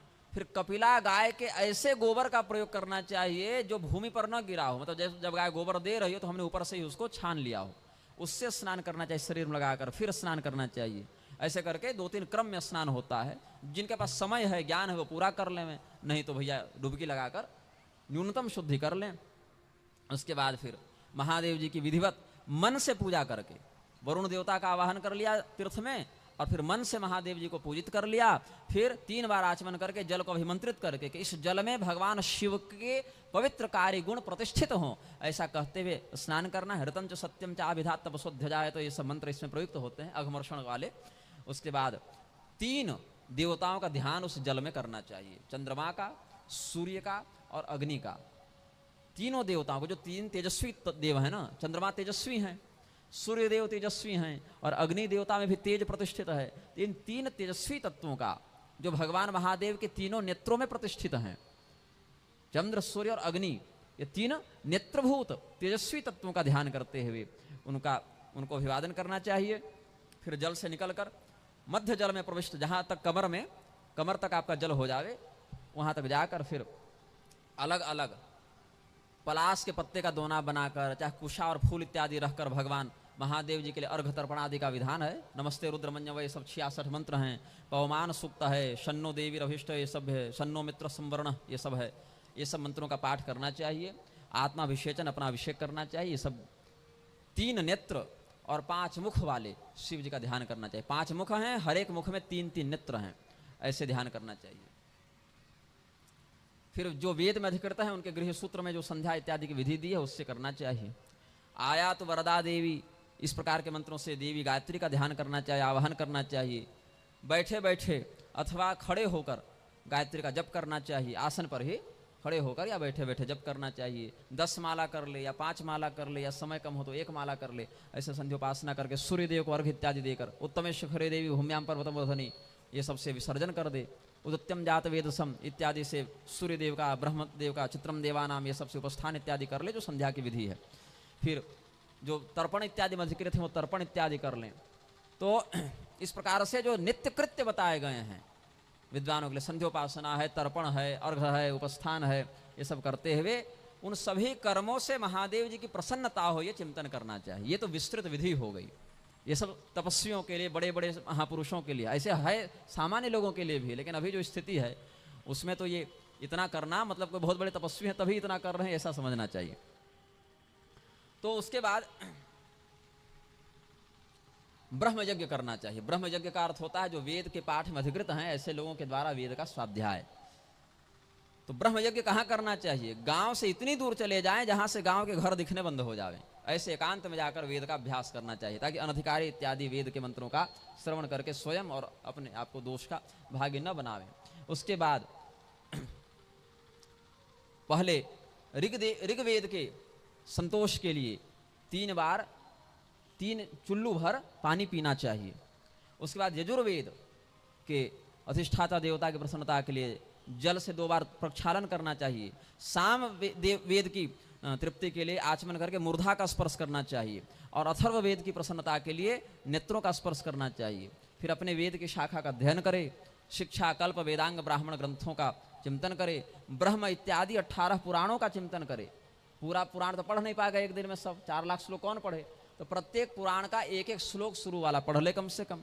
न कर सके तो अलग अलग पुराणों को स्मरण कर ले, 100 आदि 18 उप पुराणों का स्मरण कर ले, रामायण, महाभारत, ये सब धर्म ग्रंथों का पूजन कर ले। ये तो ब्राह्मणों के लिए और अधिक उत्तम है।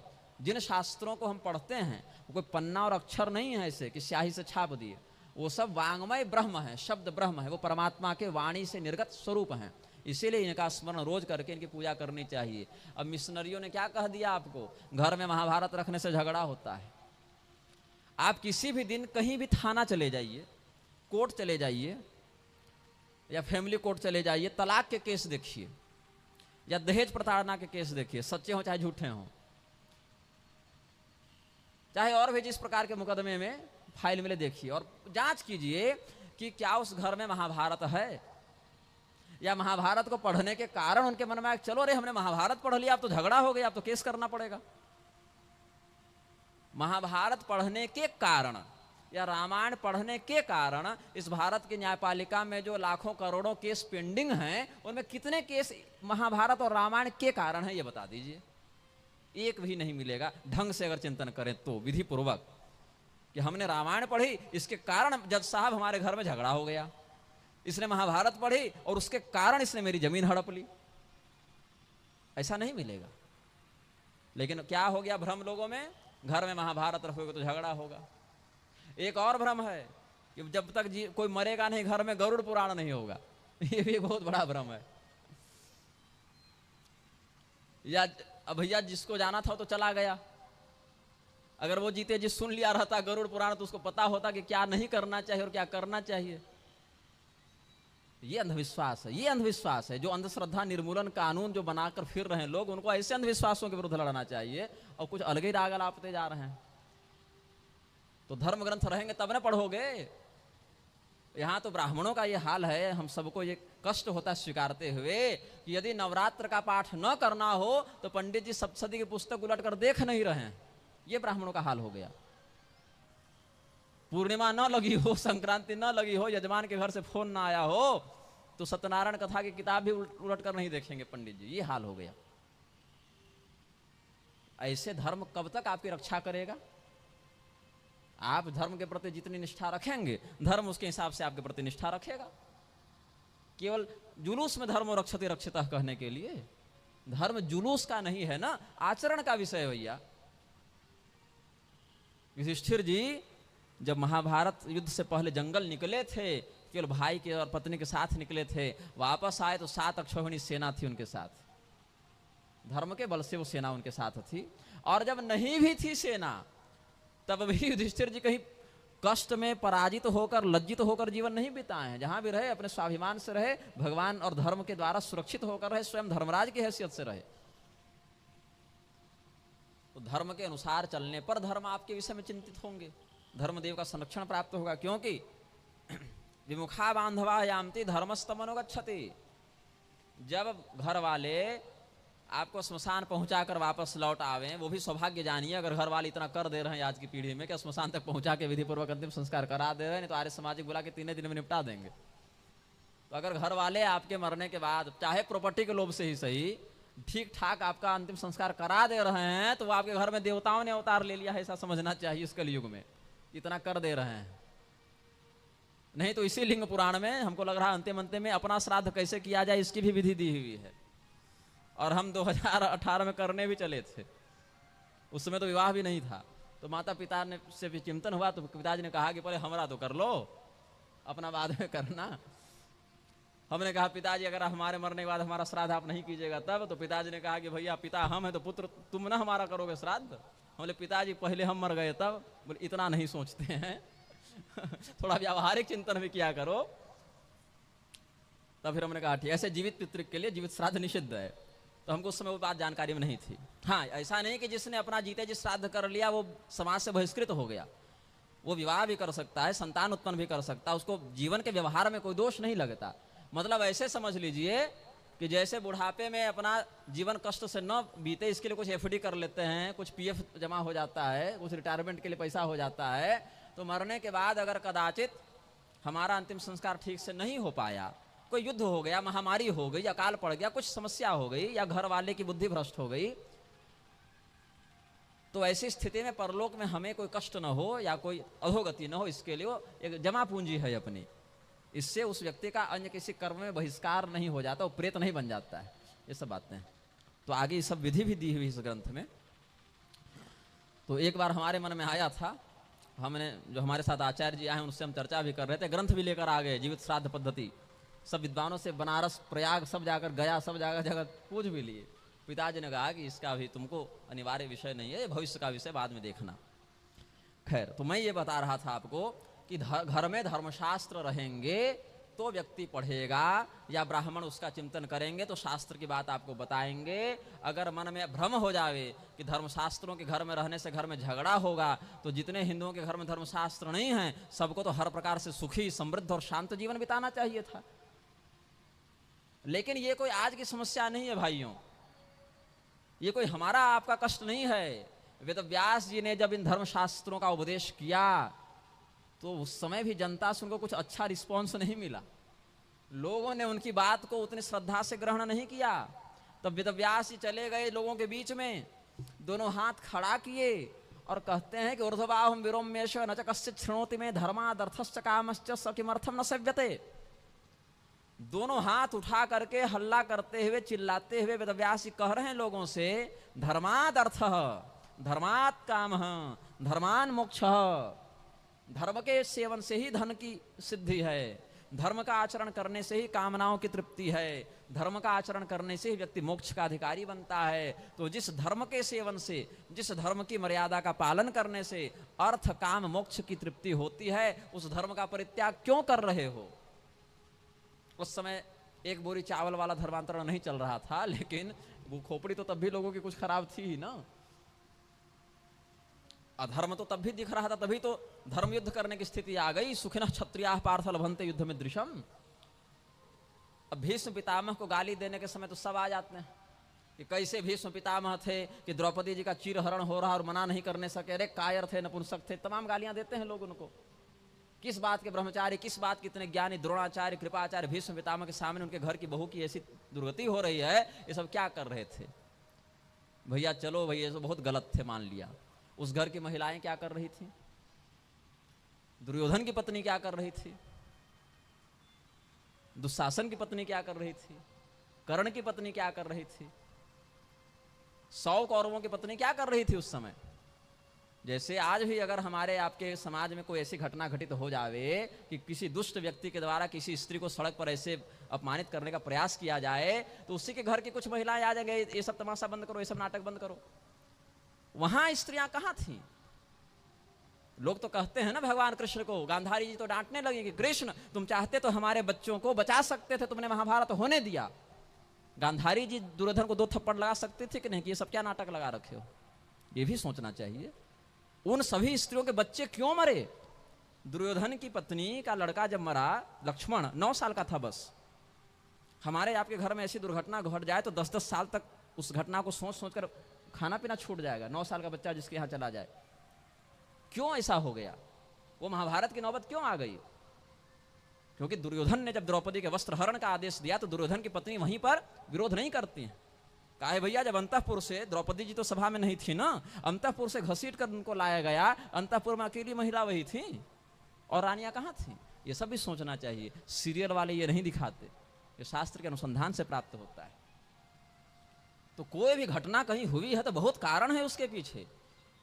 किसी एक व्यक्ति को हम दोषी नहीं मान सकते हैं कि तुम्हारे कारण ऐसा हो गया। बहुत कुछ उसमें लगा होता है पीछे, चाहे अच्छा काम हो चाहे बुरा काम हो। अकेला व्यक्ति ना अच्छा काम करता है ना बुरा काम करता है। कहीं कोई यज्ञ भी हो रहा हो, कहीं सत्संग भी हो रहा हो, तो बहुत लोगों की बहुत प्रकार की भावनाएं उसमें होती हैं। कहीं कोई अधर्म भी हुआ हो तो बहुत लोगों की बहुत प्रकार की गलत भावना भी उसमें सम्मिलित होती है। तो इसीलिए शास्त्रों का चिंतन, अनुशीलन, अध्ययन करना चाहिए। अपने चरित्र की शुद्धि कैसे होगी जब शास्त्र का अध्ययन नहीं करेंगे? तो रामायण, महाभारत इत्यादि का अध्ययन करें। पुण्यानाम, कैसे ग्रंथ हैं ये? पुण्य प्रदायक ग्रंथ हैं, पवित्र ग्रंथ हैं। कौन? इतिहासानाम, रामायण महाभारत इत्यादि ग्रंथ। शैवादीनाम तथैव च, शिव भगवान, शिव धर्म से संबंधित शिव पुराण, लिंग पुराण, स्कंद पुराण या शैवागमों का अध्ययन करना चाहिए। फिर हृदय का स्पर्श करना चाहिए, इन सभी की तुष्टि के लिए कान, हृदय, ये सब का स्पर्श करना चाहिए। फिर ब्रह्म यज्ञ करना चाहिए, सोने की अंगूठी या कुश की पवित्र ये सब पहनकर ब्रह्म यज्ञ करना चाहिए। अग्निहोत्र में अधिकृत लोग अग्निहोत्रादि भी करते हैं। और स्वयं को सत्यव्रती बनाना चाहिए। एक संकल्प लेना चाहिए कि हम सत्य का व्यवहार करेंगे, सत्य बोलेंगे, सत्य समझेंगे, सत्य का अनुसंधान करेंगे। क्यों? क्योंकि सत्य के समान तपस्या कुछ भी नहीं है। नहीं सत्यात परो धर्म, सत्य के पालन से श्रेष्ठ धर्म कुछ भी नहीं है। अन्य जितने भी सत्कर्म हैं, दान है, तपस्या है, व्रत है, अध्ययन है, यज्ञ है, ये सभी सत्य मूलक हैं। राजा हरिश्चंद्र जी के जीवन में देखिए, सत्य मूलक होकर ही ये सभी सत्कर्म फलित होते हैं। असत्यभाषी व्यक्ति का दान, उसका सत्कर्म, ये सब भी फल प्रदायक नहीं होते हैं। नास्ति सत्य सबम यस्माद असत्यम पातकम च यत्, सत्य के समान पुण्य और असत्य के समान पाप शास्त्र में दूसरा नहीं बताया गया है। ये सब बातें हैं। अब इतना जब व्यक्ति कर ले तब शिव जी की पूजा का अधिकारी बनता है। ये तो बड़ी संक्षेप में हमने बताया, बहुत से मंत्रों को हमने नहीं वर्णित किया समय और व्यवस्था के कारण। तो चलिए कम से कम इतना न कर पाए, समय नहीं है, ज्ञान नहीं है, अधिकार नहीं है, तो कम से कम इतना तो हो कि हृदय में अधिक से अधिक निष्कपट भाव हो, मन में अधिक से अधिक दया हो, शरीर अधिक से अधिक पवित्र रखने का प्रयास करें। बाएं हाथ से चाय पिए छोड़ दिए, न हाथे शुद्ध हुआ, न मुँह शुद्ध हुआ, न पेट ही शुद्ध हुआ, ये क्या हुआ? फिर होता है ना, छोटी छोटी बातें ध्यान नहीं रखते लोग। तो इस ग्रंथ में संक्षेप में वर्णन किया गया है, हम अति संक्षेप में बताएंगे, क्योंकि यहीं पर नंदीश्वर ने सनत कुमार को बता दिया कि वक्ष्यामि शृणु संक्षेपा लिंगार्चन विधि क्रमम वक्तुम वर्ष सते नापि न शक्यम विस्तरेण यत्। विस्तार से अगर शिवलिंग के पूजन का विधान बतावे सनत कुमार तो 100 साल आप बैठे रह जाइएगा और हम बैठे रह जाएंगे और विषय पूरा नहीं होगा। ये नंदीश्वर ने कहा, इसीलिए संक्षेप में हम बता रहे हैं। तो नंदीश्वर ने जो संक्षेप में बताया, अगर वो हम बताने लगे तो 1 आध महीना फिर हम सब बैठे रह जाएंगे कम से कम। तो वो जो बताए उसको और अधिक संक्षेप में अपने सामर्थ्य, अपनी आयु, इस कलयुग में जितना संभव है उसके अनुसार से थोड़ा कम करके हम और बताएंगे। तो सबसे पहले आप पूजा करने बैठ गए, 3 प्रकार से स्नान इत्यादि कर लिया तो ठीक है, भस्म स्नान, मंत्र स्नान, जल स्नान, ये सब कर लिया। नहीं किया तो केवल जल में भी भगवान महादेव को प्रणाम करके, गंगा गोदावरी नर्मदा कावेरी ये सब प्रणाम करके और फिर हमने कर लिया स्नान। फिर जब पूजा के स्थान पर बैठे तो 3 बार प्राणायाम किया, आचमन ये सब करके 3 बार प्राणायाम किया। कहीं बार आचमन बाद में भी होता है। प्राणायाम में नमः शिवाय नमः शिवाय नमः शिवाय ऐसे कर सकते हैं तो सगर्भ प्राणायाम हो जाएगा। तो 4 बार नमः शिवाय बोलते हुए श्वास लेना है, 16 बार नमः शिवाय बोलते हुए श्वास रोकना है और 8 बार नमः शिवाय बोलते हुए श्वास को छोड़ना है। ये 1 बार हुआ। जब श्वास ले रहे हैं तो 4 बार नमः शिवाय बोलेंगे और